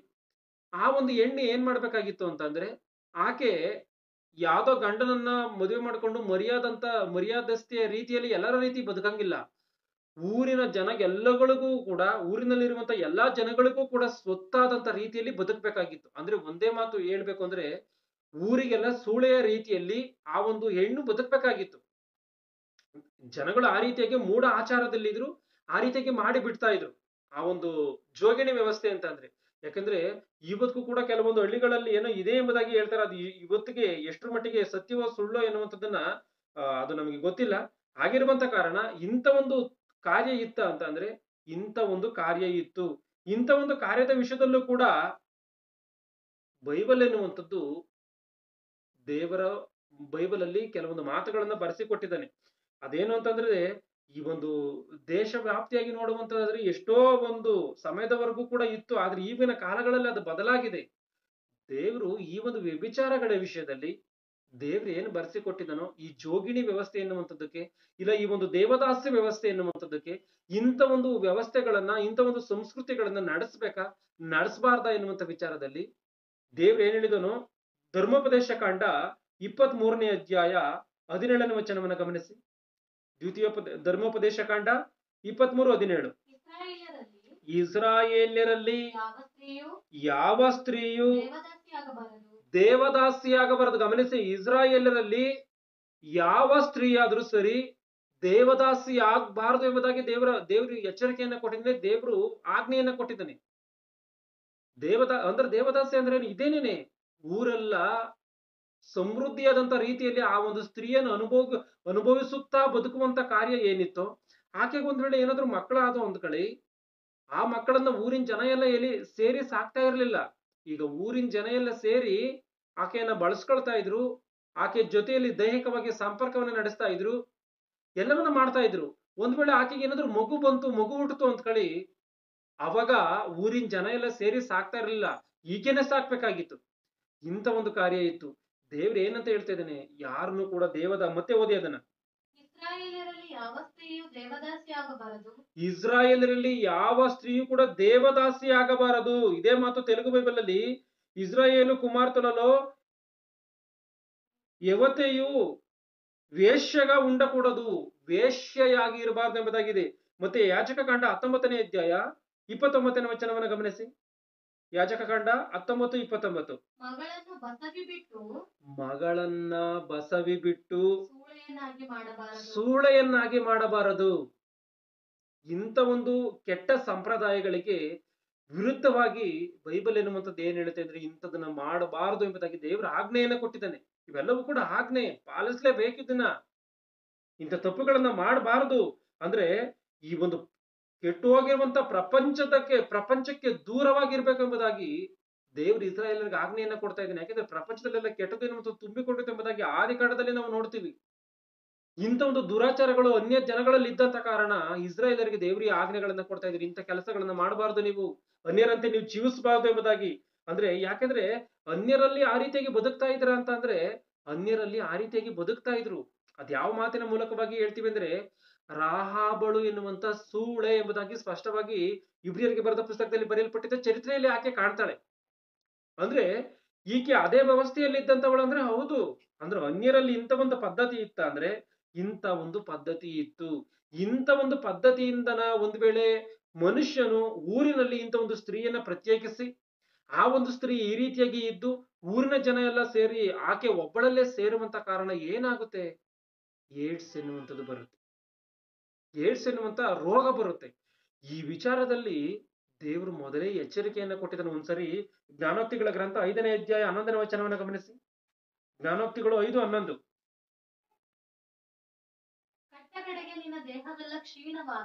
ಗಮನಿಸಿ, ಇಲ್ಲಿ ಮೇಲಿನ ವಚನವನ್ನ ನಾವು 2ನೇ ವಚನಗಳಿಂದ ನೋಡ್ಕೊಂಡ್ ಬರುವಂತದ್ದಾದ್ರೆ, ಜಾರ ಸ್ತ್ರೀಯ ಸಹವಾಸವನ್ನ ನೀನು ಹೋಗ್ಬೇಡ, ಅವಳ ಮಾತುಗಳು ಎಣ್ಣೆಯಂತೆ ನುಣುಪು, ತನ್ನಂತರ ಹಾವಿನಂತೆ ವಿಷವಾಗುತ್ತಾಳೆ, ಅವಳ ದಾರಿಯನ್ನು ಹಿಡಿದಂತವರೆಲ್ಲರೂ ಕೂಡ ನಾಶವಾಗ್ತಾರೆ ಅನ್ನುವಂತ ಇವೆಲ್ಲ ಮಾತುಗಳು ಕಾಣುತ್ತೆ. ಆದ್ರೆ ಕೊನೆಯದಾಗಿ 11ನೇ ವಚನದಲ್ಲಿ ಏನಿದೆ, ಕಟ್ಟ ಕಡೆಗೆ ನಿನ್ನ ದೇಹವೆಲ್ಲ ಕ್ಷೀಣವಾಗಿ ಅಂತ ಹೇಳಿದೆ. ಇದೇ ಏಡ್ಸ್. ಅಂದ್ರೆ ಒಬ್ಬ ಮನುಷ್ಯನಿಗೆ ಏಡ್ಸ್ ಬಂದಾಗ ಏನಾಗುತ್ತೆ, ಕಟ್ಟ ಕಡೆಗೆ ಅವನ ಶರೀರ ಎಲ್ಲ ಸಣ್ಣಗಾಗೋಗ್ಬಿಡ್ತಾರೆ. ಅಂದ್ರೆ ದೇವ್ರು ಮೊದಲೇ ಎಚ್ಚರಿಕೆಯನ್ನ ಕೊಟ್ಟಿದ್ದಾನೆ. ಇಂಥ ಒಂದು ವ್ಯಾಧಿಯು ಬರ್ತತೆ ಎನ್ನುವಂಥದ್ದನ್ನ ತಿಳಿದಂತ ದೇವರು, ಯಾರು ಕೂಡ ನಿಮ್ಮಲ್ಲಿ ವೇಶ್ಯಗಳಾಗಿ ಇರಬಾರ್ದು, ಯಾರು ಕೂಡ ಬಸವಿಯನ್ನ ಮಾಡಬಾರ್ದು, ಯಾರು ಕೂಡ ದೇವದಾಸಿಗಳನ್ನಾಗಿ ಮಾಡಬಾರ್ದು, ಇಂಥ ಒಂದು ಪದ್ಧತಿಯನ್ನ ತೆಗೆದುಹಾಕ್ಬೇಕು ನಿಮ್ಮ ಮಧ್ಯದಲ್ಲಿಂದ ಎಂಬುದಾಗಿ ದೇವರು ಎಚ್ಚರಿಕೆಯನ್ನ ಕೊಟ್ಟಿದ್ದಾನೆ. ಗಮನಿಸಿ, ಬೈಬಲ್ ಎಂತ ವಿಚಾರಗಳಲ್ಲಿ ಅಂದ್ರೆ ಎಂತ ಸಮಾಜಕ್ಕೆ ಬೇಕಾಗಿರುವಂತ ಮಾತುಗಳನ್ನು ಹೇಳ್ತಾ ಇದೆಯೋ, ಇಂಥದನ್ನ ಇಂಥ ಮಾತುಗಳನ್ನು ಓದಿ ಆಕರ್ಷಣೆಯನ್ನು ಹೊಂದಿದಂತವರೇ ಸಮಾಜ ಸುಧಾರಕರು. ಇದನ್ನು ನಾವು ಗಮನಿಸ್ಬೇಕಿಲ್ಲಿ. ಯೇಸು ಕ್ರಿಸ್ತನು ಕೂಡ ಆತನು ಈ ಸಮಾಜದ ಮಧ್ಯದಲ್ಲಿ ಬಂದು ಆತನು ಏನ್ ಮಾಡಿದ್ದಾನೆ, ಯೋಹಾನ ಸುವಾರ್ತೆ 8ನೇ ಅಧ್ಯಾಯದಲ್ಲಿ 1ರಿಂದ 11ನೇ ವಚನಗಳನ್ನ ನೋಡ್ಕೊಂಡು ಹೋಗುವಂತದ್ದಾದ್ರೆ, ವ್ಯಭಿಚಾರಿ ಸ್ತ್ರೀಯನ್ನ ತೆಗೆದುಕೊಂಡು ಬರ್ತಾರೆ. ಈ ವ್ಯಭಿಚಾರಿ ಸ್ತ್ರೀಯನ್ನ ತೆಗೆದುಕೊಂಡು ಬಂದು ಆತನ ಯೇಸು ಕ್ರಿಸ್ತನ ಮುಂದೆ ನಿಲ್ಲಿಸಿ, ಈಕೆ ತಪ್ಪನ್ನ ಮಾಡಿದಾಳೆ, ಈಕೆ ತಪ್ಪನ್ನ ಮಾಡಿರುವಂತ ಕಾರಣ ಈಕೆಯನ್ನ ಕಲ್ಲೆಸೆದು ಕೊಲ್ಲಬೇಕೆಂಬುದಾಗಿ ಆ ಒಂದು ವ್ಯಭಿಚಾರಿ ಸ್ತ್ರೀಯ ಬಳಿಗೆ ತೆಗೆದುಕೊಂಡು ಬರ್ತಾರೆ. ಯೇಸು ಕ್ರಿಸ್ತನ್ ಹೇಳ್ತಾನೆ, ಯಾರು ನೀವು ತಪ್ಪನ್ನ ಮಾಡಿಲ್ವೋ ಅವರೇ ಮೊದಲು ನೀವು ಕಲ್ಲನ್ನ ಎಸೆರಿ ಎಂಬುದಾಗಿ ಹೇಳ್ತಾನೆ. ಅಂದ್ರೆ ಆಕೆ ಆ ಒಂದು ಸಂದರ್ಭದಲ್ಲಿ ಆಕೆಯನ್ನ ಮಾತನಾಡಿಸುವಂತ ಮಾತೇನು ಅಂದ್ರೆ ಅಮ್ಮ ಎಂಬುದಾಗಿ ಮಾತನಾಡ್ತಾನೆ. ಅಂದ್ರೆ ಗಮನಿಸಿ, ಇಲ್ಲಿ ನೀನ್ ಯಾವತ್ತೂ ಇನ್ನ ಮೇಲೆ ತಪ್ಪನ್ನ ಮಾಡಬೇಡ ಎಂಬುದಾಗಿ ಯೇಸು ಕ್ರಿಸ್ತನ ಆ ಒಂದು ಸ್ತ್ರೀಗೆ ಹೇಳ್ತಾನೆ. ಆಕೆ ಮನಸ್ಸನ್ನು ಮಾರ್ಪಡಿಸಿಕೊಂಡು ತಪ್ಪನ್ನ ಮಾಡೋದನ್ನ ಬಿಡ್ತಾಳೆ. ಅಂದ್ರೆ ಒಂದ್ ವೇಳೆ ಆ ರೀತಿಯಾಗಿನ ತಪ್ಪನ್ನ ಮಾಡಿದ್ರೆ ಏನಾಗದು? ವ್ಯಾಧಿ ಎನ್ನುವಂಥದ್ದು ಅಂದ್ರೆ ಆ ರೋಗ ಎನ್ನುವಂಥದ್ದು, ಏಡ್ಸ್ ಎನ್ನುವಂಥದ್ದು ಹೆಚ್ಚಾಗುವಂಥದ್ದು. ಹೆಚ್ಚಾದ್ರೆ ಏನಾಗುತ್ತೆ? ಮನುಷ್ಯನ ಸಾಯ್ತಾನೆ. ಅಂದ್ರೆ ದೇವ್ರಿಗೋಸ್ಕರ ಬದುಕುವಂತ ಜನಗಳು ಎಲ್ಲಿರ್ತಾರೆ? ಇವತ್ತಿಗೂ ನಾವು ಕೆಲವು ಸರ್ವೆಗಳ ಪ್ರಕಾರವಾಗಿ ನೋಡುವಂಥದ್ದು ಆದ್ರೆ ನಮ್ಮ ಭಾರತ ದೇಶದಲ್ಲಿ ಎಷ್ಟೋ ಜನ HIV ಪೇಷಂಟ್ಗಳು ಇದ್ದಾರೆ. ಆಗಿರುವಂತ ಕಾರಣ ಇಲ್ಲಿ ಯೇಸು ಕ್ರಿಸ್ತನ್ ಹೇಳ್ತಾನೆ, ಮತ್ತೆ ಆ ತಪ್ಪನ್ನ ಮಾಡಬೇಡ ಎಂಬುದಾಗಿ ಹೇಳ್ತಾ ಇದ್ದಾನೆ. ಅಂದ್ರೆ ದೇವರು ಇಲ್ಲಿ ಹೇಳ್ತಾ ಇರುವಂತ ಮಾತು ಏನು ಎಂಬುದಾಗಿ ನೋಡುವಂತದ್ದಾದ್ರೆ, ಒಂದು ಸಮಯದಲ್ಲಿ ಆತನೇ ಈ ಒಂದು ಪ್ರಕೃತಿಯನ್ನು ಉಂಟು ಮಾಡಿದ್ದಾನೆ, ಆತನೇ ಮನುಷ್ಯನನ್ನು ಉಂಟು ಮಾಡಿದ್ದಾನೆ. ಇವೆಲ್ಲವನ್ನ ಉಂಟು ಮಾಡಿರುವಂತದ್ದು ದೇವರ ಮಾತುಗಳು. ಆ ಮಾತುಗಳೇ ಒಂದು ಔಷಧದ ರೀತಿಯಲ್ಲಿ ಆಕೆಗೆ ನೀನ್ ತಪ್ಪನ್ನ ಮಾಡಬೇಡ ಎಂಬುದಾಗಿ ಹೇಳಿರುವಂತ ಮಾತು ಕಾಣುತ್ತೆ. ಅಂದ್ರೆ ಈ ಸಮಾಜಕ್ಕೆ ದೇವರ ಮಾತೆ ಔಷಧಿನ? ಹೌದು. ಆಕೆ ಯಾವ ರೀತಿಯಾಗಿ ಮನಸ್ಸನ್ನ ಮಾರ್ಪಡಿಸ್ಕೊಂಡ್ಲೋ, ಯಾವಾಗ ಅಲ್ಲಿ ಆಕೆ ಮಾಡುವಂತ ತಪ್ಪು ಎನ್ನುವಂಥದ್ದು ನಿಂತು ಹೋಯ್ತೋ, ಸಮಾಜದಲ್ಲಿ ಒಳ್ಳೆ ಮನುಷ್ಯರು ಎನ್ನುವಂಥದ್ದು ಯಾವ ರೀತಿಯಾಗಿ, ಒಳ್ಳೆ ಜೀವಿತ, ಒಳ್ಳೆ ಮನುಷ್ಯರು ಎನ್ನುವಂಥದ್ದು ಯಾವ ರೀತಿಯಾಗಿ ಸ್ಟಾರ್ಟ್ ಆಗುತ್ತೋ, ಇದೆಲ್ಲದಕ್ಕೂ ಕಾರಣ ದೇವರ ಮಾತಲ್ವಾ? ಯೇಸು ಕ್ರಿಸ್ತನ ಆ ರೀತಿಯಾಗಿ ಹೇಳಿದಕ್ಕೆ ತಾನೇ ಆಕೆ ಬದಲಾಗುವುದಕ್ಕೆ ಕಾರಣ. ಅಂದ್ರೆ ಬೈಬಲ್ ಅಲ್ಲಿ ಇಂಥ ಒಳ್ಳೆ ಮಾತುಗಳಿದೆಯಾ, ಸಮಾಜಕ್ಕೆ ಬೇಕಾಗಿರುವಂತ ಒಳ್ಳೆ ಮಾತುಗಳಿದೆಯಾ ಅಂತ ಅಂದ್ರೆ, ದೇವರ ಒಂದು ಗ್ರಂಥಗಳಲ್ಲಿ ಸಮಾಜವು ಉದ್ಧಾರವಾಗುವಂತ, ಸಮಾಜವು ಒಂದು ದೈವ ಜನ ಎನ್ನುವಂತ ರೀತಿಯಲ್ಲಿ ಬದುಕುವುದಕ್ಕೆ ಯೋಗ್ಯತೆಯನ್ನು ತಂದು ಕೊಡುತ್ತೆ. ಯಾಕಂದ್ರೆ ಇವತ್ತು ಮನುಷ್ಯನು ಕ್ರೂರನ ರೀತಿಯಲ್ಲಿ ಬದಲಾಗೋಗಿದ್ದಾನಲ್ಲ. ಆಗಿರುವಂತ ಕಾರಣ ಇದನ್ನೆಲ್ಲವನ್ನ ಗಮನಿಸಿ ಆ ಒಂದು ದೇವರ ಮಾತು ಏನ್ ಮಾಡಿದೆ ಅಂದ್ರೆ, ಇವತ್ತು ದೇವದಾಸಿ ಪದ್ಧತಿಗಾಗಿರ್ಬೋದು, ಈ ಜೋಗಿಣಿ ಒಂದು ವ್ಯವಸ್ಥೆಗಾಗಿರ್ಬೋದು, ಔಷಧದ ರೀತಿಯಲ್ಲಿ ಮಾರ್ಪಟ್ಟು ಬದಲಾಗಬೇಕು. ಅಂದ್ರೆ ಯಾವತ್ತಿಗೂ ಕೂಡ ಯಾರು ಕೂಡ ಈ ಸಮಾಜದಲ್ಲಿ ಆ ರೀತಿಯಾದಂತ ಪದ್ಧತಿಗಳನ್ನ, ಸಂಸ್ಕೃತಿಗಳನ್ನ ನಡೆಸಬಾರದು. ಇದು ಬೈಬಲ್ ಹೇಳಿರುವಂತ, ಮನುಷ್ಯನಿಗೆ ಕೊಟ್ಟಿರುವಂತ ಒಂದು ಎಚ್ಚರಿಕೆ. ಒಂದ್ ವೇಳೆ ಆ ರೀತಿಯಾಗಿನೇ ಬದುಕಿದ್ರೆ ಭಯಂಕರವಾದಂತ ರೋಗಕ್ಕೆ ಮನುಷ್ಯನು ಒಳಗಾಗ್ತಾನೆ ಎನ್ನುವಂಥದ್ದನ್ನ ನಾವು ಸ್ಪಷ್ಟವಾಗಿ ಅರ್ಥ ಮಾಡಿಕೊಳ್ಳಬೇಕು. ಇದು ಮಾತ್ರವಲ್ಲದೇನೆ, ಇವತ್ತು ನಮ್ಮ ಒಂದು ಭಾರತ ದೇಶದಲ್ಲಿ ಕೇಳಿ ಬರುತ್ತಿರುವಂತ ಒಂದು ಇನ್ನೊಂದು ಭಯಂಕರವಾದಂತ ಒಂದು ಪರಿಸ್ಥಿತಿ ಏನು ಅಂತಂದ್ರೆ ನರಬಲಿ ಎನ್ನುವಂಥದ್ದು. ಈ ನರಬಲಿಯನ್ನ ಗುಪ್ತವಾದಂತ ನಿಧಿಗಳನ್ನ ವಶ ಮಾಡಿಕೊಳ್ಳಬೇಕು ಎನ್ನುವಂತ ಉದ್ದೇಶಗಳಿಂದ, ಮತ್ತೆ ನಮಗಿರುವಂತ ಕಷ್ಟಗಳು ತೊಲಗಬೇಕು ಎನ್ನುವಂತ ಈ ಒಂದು ನಂಬಿಕೆಗಳಿಂದ, ಇವೆಲ್ಲವೂ ಕೂಡ ಮೂಢನಂಬಿಕೆಗಳೇ. ಯಾವ ನಿಧಿಯೂ ಬರಲ್ಲ, ಯಾವ ಒಂದು ಅನಿಷ್ಟಗಳು ಕೂಡ ತೊಲಗಲ್ಲ. ಇವ್ರು ಯಾವ್ದು ಭೂಮಿಯಲ್ಲಿ ಏನಾದ್ರು ಚಿನ್ನ ಇಲ್ವಾ ಅಂತಂದ್ರೆ ಇದೆ. ಅದು ಇವ್ರು ಕೊಡುವಂತ ಬಲಿಗಳಿಂದ ಏನಾದ್ರು ಬರುತ್ತಾ ಅಂತಂದ್ರೆ ಅದರಿಂದ ಯಾವುದು ಸಿಗಲ್ಲ. ಆದ್ರೆ ಎಷ್ಟೋ ಜನ ಈ ರೀತಿಯಾದಂತ ತಪ್ಪುಗಳನ್ನ ಅರ್ಥ ಮಾಡಿಕೊಂಡು, ವಿಜ್ಞಾನ ಎನ್ನುವಂಥದ್ದು ಅಂತರಿಕ್ಷದೊಳಗೆ ಓಡಿ ಹೋಗ್ತಿರುವಂತ ಇಂಥ ಒಂದು ಆಧುನಿಕ ಯುಗವು ಬಂದ್ರೂ ಕೂಡ, ಇಂಥ ಒಂದು ವೈಜ್ಞಾನಿಕವಾಗಿ ಪ್ರಪಂಚ ಎನ್ನುವಂಥದ್ದು ಮುಂದುವರೆದ್ರೂ ಕೂಡ, ಇಂಥ ಒಂದು ಸಮಯದಲ್ಲೂ ಕೂಡ ಬಲಿಗಳು, ಕ್ಷುದ್ರ ಪೂಜೆಗಳು, ಆ ರೀತಿಯಾಗಿ ಈ ರೀತಿಯಾಗಿ ಎಂಬುದಾಗಿ ಮನುಷ್ಯನ ಇನ್ನೂ ಒಂದು ಮೂಢಾಚಾರದಲ್ಲಿ ಇದ್ದಾನೆ ಅಂತ ಅಂದ್ರೆ ಬಹಳವಾಗಿ ಆಶ್ಚರ್ಯವನ್ನು ಹುಟ್ಟಿಸುವಂತ ಕಾರ್ಯಗಳಿವೆಲ್ಲವೂ. ಆದ್ರೆ ಬೈಬಲ್ ಎನ್ನುವಂಥದ್ದು ಇವೆಲ್ಲವುಗಳಿಗೂ ಕೂಡ ಉತ್ತರವನ್ನ ಕೊಡ್ತಾ, ಯಾಕೆಂತಂದ್ರೆ ಬೈಬಲ್ ಯಾಕೆ ಆ ಒಂದು ಸಮಯದಲ್ಲೇ ಈ ಮಾತುಗಳನ್ನೆಲ್ಲ ಹೇಳಿದೆ ಅಂದ್ರೆ, ಆಗಿನ ಕಾಲಗಳಲ್ಲೇ ಇಂಥ ಒಂದು ಕಾರ್ಯಗಳಿತ್ತು. ಅನ್ಯರಲ್ಲಿ ಇಂಥ ಒಂದು ಕಾರ್ಯಗಳು ಇವೆಲ್ಲವೂ ಕೂಡ ಇತ್ತು. ಪ್ರಪಂಚ ದೇಶಗಳಲ್ಲಿ ಅನೇಕ ಜಾತಿಗಳಲ್ಲಿ ಇಂಥ ಒಂದು ವಲಸು ಕಾರ್ಯಗಳು ಇದ್ದಂತ ಕಾರಣವೇ ಬೈಬಲ್ ಎನ್ನುವಂಥದ್ದು ಹೇಳಿದೆ. ಅದು ಅಮ್ಮೋನಿಯರ ಒಂದು ದೇವತೆ ಆಗಿರುವಂತ ಮೊಲೇಕನ ಒಂದು ಸಂಗತಿಗಳಲ್ಲಿ ಆಗಿರ್ಬೋದು, ಇನ್ನು ಎಷ್ಟೋ ಕಾರ್ಯಗಳಿದೆ. ಒಂದ್ಸರಿ 2 ಅರಸುಗಳು 17ನೇ ಅಧ್ಯಾಯ 31ನೇ ವಚನವನ್ನು ಗಮನಿಸಿ. 2 ಅರಸುಗಳು 17:31. ಸೆಫರ್ವೀಮಿನವರು ತಮ್ಮ ಕುಲದೇವತೆಗಳಾಗಿರುವ ಅಬ್ರಮಲೇಕ್, ಅನಮೆಲೇಕ್ ಎಂಬ ತಮ್ಮ ಮಕ್ಕಳನ್ನು ಆಹುತಿ ಕೊಡ್ತಾ ಇದ್ರು. ಅವರು ಯೆಹೋವನ ಭಕ್ತರಾಗಿ ಕನಿಷ್ಠ ಜನರಲ್ಲಿ ಕೆಲವರನ್ನು ಪೂಜಾ ಸ್ಥಳಗಳ ಯಾಜಕರನ್ನಾಗಿ ನೇಮಿಸಿಕೊಂಡು, ಗಮನಿಸಿ, ಇಲ್ಲಿ ಮಕ್ಕಳುಗಳನ್ನ ಬಲಿ ಕೊಡ್ತಾ ಇದ್ರಂತೆ. ಅಂದ್ರೆ ಆ ಒಂದು ವಿಗ್ರಹಗಳನ್ನ ಮಾಡ್ತಾ ಇದ್ರು ಇವರು. ಆ ವಿಗ್ರಹಗಳನ್ನ ಅದ್ಯಾವ ರೀತಿಯಾಗಿ ಅಂದ್ರೆ, ಆ ವಿಗ್ರಹಗಳಿಗೆ ಕೈಯನ್ನ ಈ ರೀತಿಯಾಗಿ, ಆ ವಿಗ್ರಹವು ಕೈಯನ್ನ ಈ ರೀತಿಯಾಗಿ ನೀಡಿರುವಂತ ರೀತಿಯಲ್ಲಿ ತಯಾರು ಮಾಡ್ತಾ ಇದ್ರು. ತಯಾರನ್ನ ಮಾಡಿ ಆ ವಿಗ್ರಹವನ್ನ ನಿಲ್ಲಿಸಿ, ಆ ವಿಗ್ರಹದ ಕೈ ಕೆಳಗೆ ಕರೆಕ್ಟ್ ಆಗಿ ದೊಡ್ಡ ಬೆಂಕಿಯನ್ನು ಹಚ್ಚುತ್ತಾ ಇದ್ರು. ಆ ದೊಡ್ಡ ಬೆಂಕಿಯನ್ನು ಹಚ್ಚಿ ಆ ವಿಗ್ರಹದ ಒಂದು ಕೈಗಳು, ಅಂದ್ರೆ ಆ ಒಂದು ತಾಮ್ರವು ಏನಿತ್ತೋ ಇಲ್ಲ ಚಿನ್ನ ಏನಿತ್ತೋ ಚಿನ್ನವಾಗಿರೋದಕ್ಕೆ ಸಾಧ್ಯ ಇಲ್ಲ. ತಾಮ್ರ ಏನಿರುತ್ತೋ ಅದು ಭಯಂಕರ ರೀತಿಯಲ್ಲಿ ಕೆಂಪಾಗಿ ಕಾದಿದ್ದಂತ ಸಮಯದಲ್ಲಿ ಇವರು ಮಕ್ಕಳನ್ನ ತೆಗೆದುಕೊಂಡು ಹೋಗಿ ಆ ವಿಗ್ರಹದ ಒಂದು ಕೈಯಲ್ಲಿ ಹಿಂಗ್ ಹಾಕ್ತಾ ಇದ್ರು. ಆ ವಿಗ್ರಹ ಕೈ ಹಿಂಗ್ ಹಿಡ್ಕೊಂಡಿದ್ದ ಸಮಯದಲ್ಲಿ ಆ ಕೈಯೊಳಗೆ ನಾವು ಮಕ್ಕಳನ್ನ ಯಾವ ರೀತಿಯಾಗಿ ಎತ್ಕೊಳ್ತೀವೋ ಆ ರೀತಿಯಾಗಿ ಆ ಎಳೆ ಮಗುವನ್ನ ಹಾಕ್ತಾ ಇದ್ರು. ಆ ಮಗು ಭಯಂಕರವಾದಂತ ರೀತಿಯಲ್ಲಿ ಕಿರ್ಚಾಡಿ ಕಿರ್ಚಾಡಿ ಕಿರ್ಚಾಡಿ ಕಿರ್ಚಾಡಿ ಸಾಯ್ತಾ ಇದ್ದಂತ ಸಮಯದಲ್ಲಿ ಒಂದ್ ವೇಳೆ ಆ ತಾಯಿ ಅವರಿಗೆ ಎತ್ತಂತವರಿಗೆ ಆ ಮಗುವಿನ ಸ್ವರ ಅವರ ಕಿವಿಗೆ ಬಿದ್ರೆ ಎಲ್ಲಿ ಮತ್ತೆ ಮಗುವನ್ನು ಹೋಗಿ ತೆಗೆದುಕೊಳ್ತಾರೋ ಎನ್ನುವಂತ ಆಲೋಚನೆಯಿಂದ ಭಯಂಕರ ರೀತಿಯಲ್ಲಿ ಶಬ್ದವನ್ನ ಮಾಡಿ ಆ ಮಗು ಅಳುವಂತ ರೀತಿಯಲ್ಲಿ ಮಗು ಅಳುವಂತ ಶಬ್ದವು ಇವ್ರಿಗೆ ಕೇಳಬಾರದು ಆ ರೀತಿಯಾಗಿ ಏರ್ಪಾಟನ್ನ ಮಾಡಿ ಆ ಒಂದು ವಿಗ್ರಹಗಳಿಗೆ ಇವರು ಬಲಿಯನ್ನ ಕೊಡ್ತಿದ್ದಂತ ಕಾರಣವೇ ದೇವ್ರು ಏನ್ ಮಾಡ್ತಾರೆ ಇಂಥ ಆಜ್ಞೆಯನ್ನ ಕೊಡ್ತಾ ಇದ್ದಾರೆ. ನೀವು ಇಂಥದನ್ನ ಮಾಡಬಾರ್ದು, ನರಬಲಿಯನ್ನು ಕೊಡಬಾರ್ದು, ಮಕ್ಕಳನ್ನ ಆಹುತಿ ಕೊಡಬಾರ್ದು ಎಂಬುದಾಗಿ ದೇವರು ಖಚಿತವಾದಂತ ಆಜ್ಞೆಯನ್ನ ಕೊಟ್ಟಿದ್ದಾನೆ. ಮತ್ತೆ ಯೆಹೆಜ್ಕೇಲನ ಗ್ರಂಥ 16ನೇ ಅಧ್ಯಾಯ 20ನೇ ವಚನವನ್ನು ಗಮನಿಸಿ. ಯೆಹೆಜ್ಕೇಲ 16:20. ಇದಲ್ಲದೆ ನೀನು ನನಗೆ ಎತ್ತಂತ ಗಂಡು ಹೆಣ್ಣು ಮಕ್ಕಳನ್ನ, ಅಂದ್ರೆ ದೇವ್ರು ಹೇಳ್ತಾ ಇದ್ದಾರೆ ನಾನು ನಿನಗೆ ಮಕ್ಕಳನ್ನ ಕೊಟ್ಟಿದ್ದೀನಿ, ನೀ ಗಂಡು ಹೆಣ್ಣು ಮಕ್ಕಳನ್ನ, ಇದಲ್ಲದೆ ನೀನು ನನಗೆ ಗಂಡು ಹೆಣ್ಣು ಮಕ್ಕಳನ್ನು ಹಿಡಿದು ಮೂರ್ತಿಗಳಿಗೆ ವಿಗ್ರಹಗಳಿಗೆ ಆಹಾರವಾಗಲೆಂದು ಯಜ್ಞ ಮಾಡಿದಿ. ಗಮನಿಸಿ, ಯಜ್ಞ ಮಾಡಿದಿ ಅಂದ್ರೆ ಇಂಥ ತಪ್ಪುಗಳನ್ನ ನೀನು ಮಾಡಬಾರದು, ಅಂತರೂ ಇಂಥದನ್ನ ನೀನು ಮಾಡಿದೀಯ ಎಂಬುದಾಗಿ. ಯಾಕೆ ಅಂತಂದ್ರೆ ಹುಟ್ಟಿಸಿದಂತ ದೇವರೇ ಬಲಿಯನ್ನ ಕೇಳಿಕೊಳ್ತಾನ. ಮಕ್ಕಳನ್ನ ಕೊಟ್ಟಂತ ದೇವರೇ ಆ ಮಕ್ಕಳುಗಳನ್ನ ಬಲಿಯನ್ನ ಕೇಳ್ಕೊಳ್ತಾನ, ಬಲಿ ಮಾಡು ಎಂಬುದಾಗಿ ಹೇಳ್ತಾನ. ದೇವ್ರು ಹೇಳಲ್ಲ. ಆದ್ರೆ ಈ ಮನುಷ್ಯನು ಇವತ್ತಿನ ಪರಿಸ್ಥಿತಿಯನ್ನು ನೋಡುವಂತದ್ದಾದ್ರೆ ಗುಪ್ತವಾಗಿ ನರಬಲಿಯನ್ನ ಕೊಡ್ತಾರೋ ಆ ರೀತಿಯಾಗಂತ ಕೆಲಸವು ಆಗಿನ ಒಂದು ಚರಿತ್ರೆಯಲ್ಲಿ ನೋಡ್ಕೊಂಡು ಹೋಗುವಂತದ್ದಾದ್ರೆ ಇಂದಿನ ಕಾಲದಲ್ಲಿ ಈ ಕಾರ್ಯಗಳು ನಡೆದಿದೆ.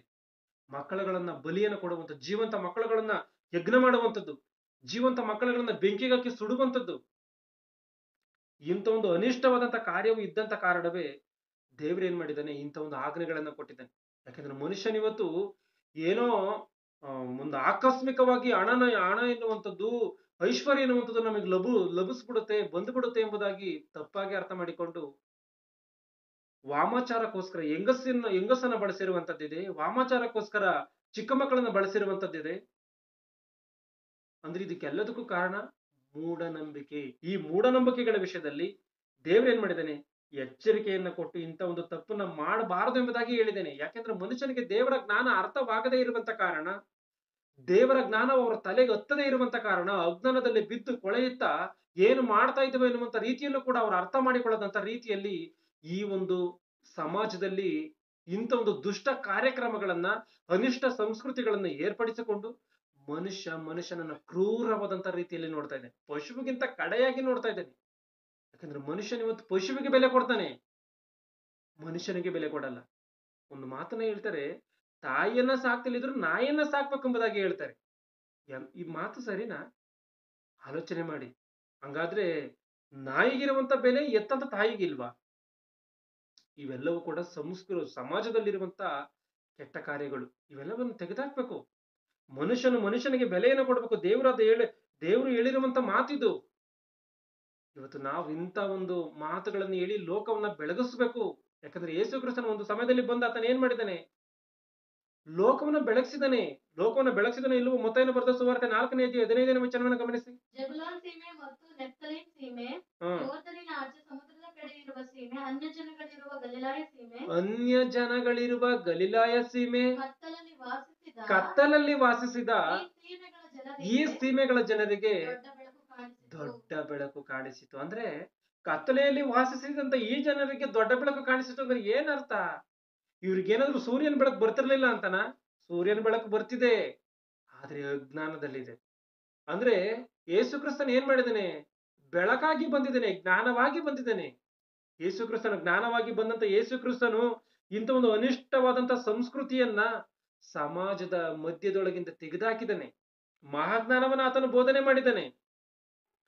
ಯಾಕೆಂತಂದ್ರೆ ಈ ಒಂದು ಸಮಾಜ ಸುಧಾರಕರು ಇವತ್ತು ಎಷ್ಟೋ ಕಾರ್ಯಗಳ ವಿಷಯದಲ್ಲಿ ಪ್ರಯಾಸ ಪಡ್ತಾ ಇದ್ದಾರೆ. ಇವತ್ತಿಗೂ ಕೂಡ ಎಷ್ಟೋ ಸಮಾಜದಲ್ಲಿರುವಂತ ಅನಿಷ್ಟ ಕಾರ್ಯಗಳ ವಿಷಯದಲ್ಲಿ ಅವರಿಗೆ ಗಂಗನ ಮಾಡಿ ಜ್ಞಾನವನ್ನ ತಿಳಿಸಿ ಇಂಥ ಒಂದು ಅಜ್ಞಾನವನ್ನು ಹೋಗಲಾಡಿಸ್ಬೇಕು ಅನ್ನುವಂತ ರೀತಿಯಲ್ಲಿ ಪ್ರಯಾಸ ಪಡ್ತಾ ಇದ್ದಾರೆ. ಆದ್ರೆ ಅವರಿಗಿಂತಲೂ ಮೊದಲಾಗಿ, ಅವರಿಗಿಂತಲೂ ಹೆಚ್ಚಾಗಿ ವಿಜ್ಞಾನವನ್ನ, ಅಂದ್ರೆ ಜ್ಞಾನವನ್ನ ಮನುಷ್ಯರ ಮುಂದೆ ಇಟ್ಟಿರುವಂತದ್ದು ಬೈಬಲ್ ಒಂದೇ ಎನ್ನುವಂಥದ್ದನ್ನ ನಾವು ಸ್ಪಷ್ಟವಾಗಿ ಅರ್ಥ ಮಾಡಿಕೊಳ್ಬೇಕು. ಯಾಕೆಂತಂದ್ರೆ ಒಬ್ಬ ವಿಲಿಯಂ ಕೇರಿ ಆಗಿರ್ಬೋದು, ಕಂದುಕೂರಿ ವೀರೇಶಲಿಂಗಂ ಪಂಡಿತರಾಗಿರ್ಬೋದು, ರಾಜಾರಾಮ್ ಮೋಹನ ರಾಯ್ ಆಗಿರ್ಬೋದು, ಇವರೆಲ್ಲರೂ ಕೂಡ ಹುಟ್ಟುವುದಕ್ಕಿಂತ ಮೊದಲೇನೆ ಬೈಬಲ್ ಅಲ್ಲಿ ಮಾತುಗಳಿದೆ ಅಂದ್ರೆ ಗಮನಿಸಿ. ಬೈಬಲ್ ಎನ್ನುವಂಥದ್ದು ಮೊದಲೇ ಸಮಾಜಕ್ಕೆ ಒಳ್ಳೆಯ ಮಾತುಗಳನ್ನು ಹೇಳಿದ್ಯಾ? ಹೌದು. ಹುಟ್ಟಿಸಿದಂತ ದೇವರು ಸಮಾಜಕ್ಕೆ ಒಳ್ಳೆಯ ಮಾತುಗಳನ್ನು ಹೇಳಿದ್ದೇನೆ. ಹುಟ್ಟಿಸಿದಂತ ದೇವರು ಸಮಾಜವನ್ನು ಯಾವ ರೀತಿಯಾಗಿ ಇರಬೇಕೆಂಬುದಾಗಿ ದೇವರ ಆಜ್ಞೆಯನ್ನ ಕೊಟ್ಟಿದ್ದಾನೆ. ಹಾಗಿರುವಂತ ಕಾರಣ ಬೈಬಲ್ ಎನ್ನುವಂಥದ್ದೇ ಮೊದಲಾಗಿ ಇವರೆಲ್ಲರಿಗೂ ಕೂಡ ವಿಜ್ಞಾನವನ್ನ ಬೋಧನೆ ಮಾಡಿದೆ ಎನ್ನುವಂಥದ್ದು ನಾವು ಸ್ಪಷ್ಟವಾಗಿ ಅರ್ಥ ಮಾಡಿಕೊಳ್ಳಬೇಕಾಗಿರುವಂತಹ ಒಂದು ಸಂಗತಿ. ದೇವರು ತನ್ನ ಮಕ್ಕಳಾದಂತ ಇಸ್ರಾಯೇಲರಿಗೆ ಧರ್ಮಶಾಸ್ತ್ರವನ್ನ ಕೊಡ್ತಾ ಆತನ ಏನು ಆಜ್ಞೆಗಳನ್ನ ಬರೆಸಿದನು. ಒಂದ್ಸರಿ ಇಲ್ಲಿ ಯಾಜಕ ಕಾಂಡ 18ನೇ ಅಧ್ಯಾಯ 21ನೇ ವಚನವನ್ನು ಗಮನಿಸಿ. ಯಾಜಕ ಕಾಂಡ 18:21. ನಿಮ್ಮ ಮಕ್ಕಳಲ್ಲಿ ಯಾರನ್ನಾದರೂ ಮೊಲೇಕನಿಗೆ ಸಮರ್ಪಿಸಿ, ಅಂದ್ರೆ ನೀವು ಏನು ನರಬಲಿಯನ್ನು ಕೊಡ್ತಾ ಇದ್ದೀರೋ ಅದನ್ನ ಮಾಡಬಾರದು ಎಂಬುದಾಗಿ ಹೇಳಿದೆ. ನಾವು ಸಮರ್ಪಿಸಿ ನಿಮ್ಮ ದೇವರ ಹೆಸರನ್ನ ಅಪಕೀರ್ತಿಗೆ ಗುರಿ ಮಾಡಬಾರದು. ಗಮನಿಸಿ, ಅಂದ್ರೆ ನೀವು ನರಬಲಿಯನ್ನು ಕೊಡೋದ್ರಿಂದ ದೇವರಿಗೆ ಅಪಕೀರ್ತಿ ಆಗುತ್ತೆ.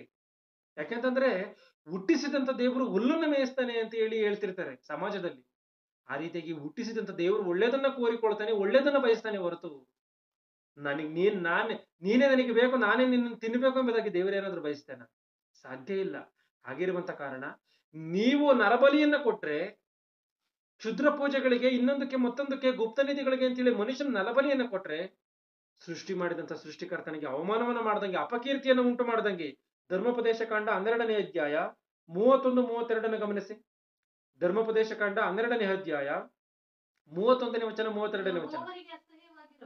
ಯೆಹೋವನಿಗೆ ಅಸಹ್ಯವಾಗಿರುವ ಹಲವು ಹೇಸಿಗೆ ಕೆಲಸಗಳನ್ನ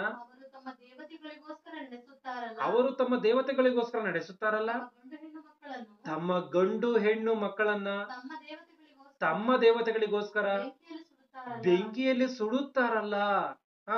ನೀವು ನಿಮ್ಮ ದೇವರಾದ ಯೆಹೋವನನ್ನ ಹಾಗೆ ಸೇವಿಸಲೇಬಾರದು. ಅಂದ್ರೆ ಗಂಡು ಹೆಣ್ಣು ಮಕ್ಕಳುಗಳನ್ನ ಬೆಂಕಿಯಲ್ಲಿ ಸುಡ್ತಾ ಇದ್ದಾರೆ. ಅದನ್ನ ನೀವು ಮಾಡಬಾರದು ಎಂಬುದಾಗಿ ದೇವರು ಇಸ್ರಾಯೇಲರಿಗೆ ಹೇಳ್ತಾ ಇದ್ದಾನೆ. ಅಂದ್ರೆ ಇಂಥ ಕಾರ್ಯಗಳು ಸಮಾಜಕ್ಕೆ ಹಾನಿಕರ. ಇಂಥದನ್ನ ಮಾಡಬಾರದು. ಗಂಡು ಹೆಣ್ಣು ಮಕ್ಕಳುಗಳನ್ನ ಹಾಕಿ ಸುಡಬಾರದು, ಬೆಂಕಿಯಲ್ಲಿ ಹಾಕಿ ಸುಡಬಾರದು, ನರಬಲಿಯನ್ನ ಕೊಡಬಾರದು. ಯಾಕಂದ್ರೆ ದೇವರಾಗಿರುವಂತವನು ಆ ರೀತಿಯಾಗಿ ಕೋರಿಕೊಳ್ಳಲ್ಲ. ಆ ರೀತಿಯಾಗಿ ಕೋರಿಕೊಳ್ಳುವಂತವನು ದೇವರಾಗೋದಕ್ಕೆ ಸಾಧ್ಯವಿಲ್ಲ. ಇವೆಲ್ಲವೂ ಕೂಡ ತಪ್ಪು. ಅನ್ಯ ಜನರನ್ನ ದೇವರು ಇಂಥ ಒಂದು ಕಾರ್ಯವನ್ನ ಮಾಡಿದಕ್ಕೋಸ್ಕರ ಕಠಿಣವಾಗಿ ಶಿಕ್ಷೆಯನ್ನು ಕೊಟ್ಟಿದ್ದಾನೆ. ಭಯಂಕರವಾದಂತ ರೀತಿಯಲ್ಲಿ ಅವ್ರನ್ನ ದಂಡಿಸಿದ್ದಾನೆ. ಆಗಿರುವಂತ ಕಾರಣ ಇಂಥ ಒಂದು ಮಾತನ್ನ ದೇವರು ಇಸ್ರಾಯೇಲ್ ಅನ್ಯರನ್ನ ತೋರಿಸಿ ಇಂಥ ತಪ್ಪುಗಳನ್ನ ಮಾಡ್ಬೇಡ್ರಿ, ಅನ್ಯರು ಈ ರೀತಿಯಾಗಿ ತಪ್ಪನ್ನ ಮಾಡ್ತಾ ಇದ್ದಾರೆ ಎಂಬುದಾಗಿ ಅನ್ಯರನ್ನ ತೋರಿಸಿ ದೇವ್ರು ಹೇಳಿದ್ರೆ, ಈ ಇಸ್ರಾಯೇಲರು ಆ ಮಾತನ್ನ ಕೇಳದಲ್ಲೇನೆ ನರಬಲಿಯನ್ನ ಕೊಟ್ಟಿರುವಂತ ಕಾರಣ ಇಸ್ರಾಯೇಲರನ್ನು ಕೂಡ ಅತ್ಯಂತ ಕಠಿಣವಾದಂತ ರೀತಿಯಲ್ಲಿ ಶಿಕ್ಷೆ ಕೊಟ್ಟಿರುವಂತ ಒಂದು ಕಾರ್ಯವು ನಮಗೆ ಸ್ಪಷ್ಟವಾಗಿ ಕಾಣುತ್ತೆ. ಯೆರೆಮೀಯನ ಪುಸ್ತಕ 19ನೇ ಅಧ್ಯಾಯ 3-5 ಗಮನಿಸಿ. ಯೆರೆಮೀಯ 19:3-5. ನಿನಗೆ ತಿಳಿಸುವ ಮಾತುಗಳನ್ನು ಸಾರು, ಯೆಹೂದದ ಅರಸರೇ, ಯೆಹೋವನ ಮಾತನ್ನು ಕೇಳಿರಿ. ಇಸ್ರಾಯೇಲರ ದೇವರು ಸೇನಾಧೀಶ್ವರನಾದ ಯೆಹೋವನು ಇಂತೆನ್ನುತ್ತಾನೆ, ಆಹಾ, ನಾನು ಈ ಸ್ಥಳದ ಮೇಲೆ ಕೇಡನ್ನು ಬರಮಾಡುವೆನು. ಈ ಸ್ಥಳದ ಮೇಲೆ ನಾನು ಕೇಡನ್ನು ಬರಮಾಡ್ತೀನಿ. ಅದರ ಸುದ್ದಿಯನ್ನು ಕೇಳುವವರ ಎರಡು ಕಿವಿಗಳು ಮೊರ್ರೆನ್ನುವವು. ಈ ಜನರು ನನ್ನನ್ನು ತೊರೆದು ತಮಗಾಗಲಿ ತಮ್ಮ ಪಿತೃಗಳಿಗಾಗಲಿ ಯೆಹೂದದ ಅರಸರಿಗಾಗಲಿ ತಿಳಿಯದ ಅನ್ಯ ದೇವತೆಗಳಿಗೆ ಧೂಪ ಹಾಕುತ್ತಾ ಈ ಸ್ಥಳವನ್ನು ಅನ್ಯಸ್ಥಾನವಾಗಿ ಮಾಡಿ ಅದನ್ನು ನಿರ್ದೋಷಿಗಳ ರಕ್ತದಿಂದ ತುಂಬಿಸಿ ತಮ್ಮ ಮಕ್ಕಳನ್ನು ಬಾಳ್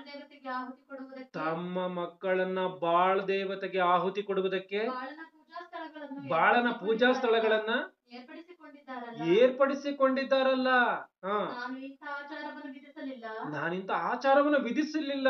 ಆದ್ರೆ ಇವರು ಬಾಳ್ ದೇವತೆಗಳಿಗೋಸ್ಕರ ಯಜ್ಞ ವೇದಿಗಳನ್ನ ಕಟ್ಟಿಕೊಂಡಿದ್ದಾರೆ. ಆಗಿರುವಂತ ಕಾರಣ ನಾನು ಕೇಡನ್ನು ಸುರಿಸ್ತೀನಿ ಎಂಬುದಾಗಿ ಅದರ ಮಾತನ್ನೇ ಆಡಲಿಲ್ಲ. ಸಾಕು.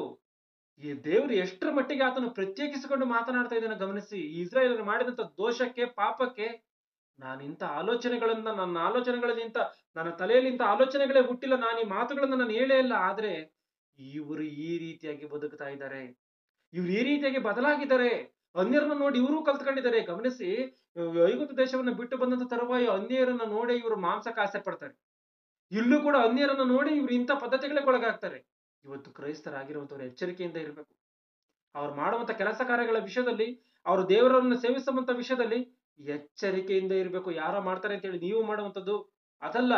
ಅವ್ರೇನ್ ಮಾಡ್ಲಿ ಏನ್ ಬಿಡ್ಲಿ, ನಾವು ಮಾಡ್ತಾ ಇರುವಂತದ್ದೇನು ಎನ್ನುವಂತ ರೀತಿಯಲ್ಲಿ ಎಚ್ಚರಿಕೆಯನ್ನು ತೆಗೆದುಕೊಳ್ಬೇಕು. ಯಾಕೆಂದ್ರೆ ಯೇಸು ಕ್ರಿಸ್ತನ ಬಂದು ಎಷ್ಟೊಂದು ವಿಜ್ಞಾನವನ್ನ ಬೋಧನೆ ಮಾಡಿ, ಎಷ್ಟೊಂದು ಮಹಾಜ್ಞಾನವನ್ನ ಬೋಧನೆ ಮಾಡಿ, ಮನುಷ್ಯನು ಯಾವ ರೀತಿಯಾಗಿ ಸಮಾಜದಲ್ಲಿ ಪಾಪವಿಲ್ಲದಂತ ಜೀವಿತವನ್ನ ನಡೆಸಬೇಕೋ ಆ ವಿಷಯಗಳಲ್ಲಿ ಎಚ್ಚರಿಕೆಯನ್ನು ಕೊಟ್ಟಿದ್ದಾನೆ, ಮಹಾಜ್ಞಾನವನ್ನ ತಿಳಿಸಿದ್ದಾನೆ ಆತನು.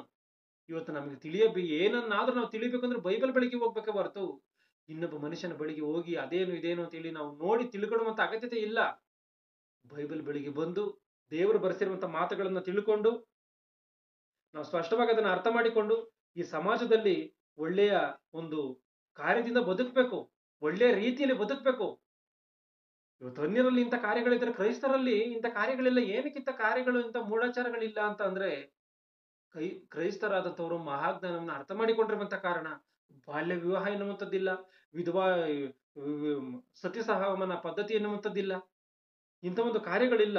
ಒಂದ್ ವೇಳೆ ನಾವು ಕೂಡ ಈ ಒಂದು ಕ್ರೈಸ್ತರಾಗಿರುವಂತವರು ಇಲ್ಲ ಬೈಬಲ್ ಎನ್ನುವಂಥದ್ದು ಇಲ್ದಲೇ ಇದ್ರೆ, ದೇವ್ರ ಬೈಬಲ್ ಅಲ್ಲಿ ಈ ಮಾತುಗಳನ್ನ ಬರೆಸ್ತಲೇ ಇದ್ರೆ ಈ ಲೋಕವು ಎಷ್ಟರ ಮಟ್ಟಿಗೆ ನಾಶನದ ಕಡೆಗೆ ಹೋಗ್ತಾ ಇತ್ತು ಆಲೋಚನೆ ಮಾಡಿ ನೋಡಿ ಒಂದ್ಸರಿನ.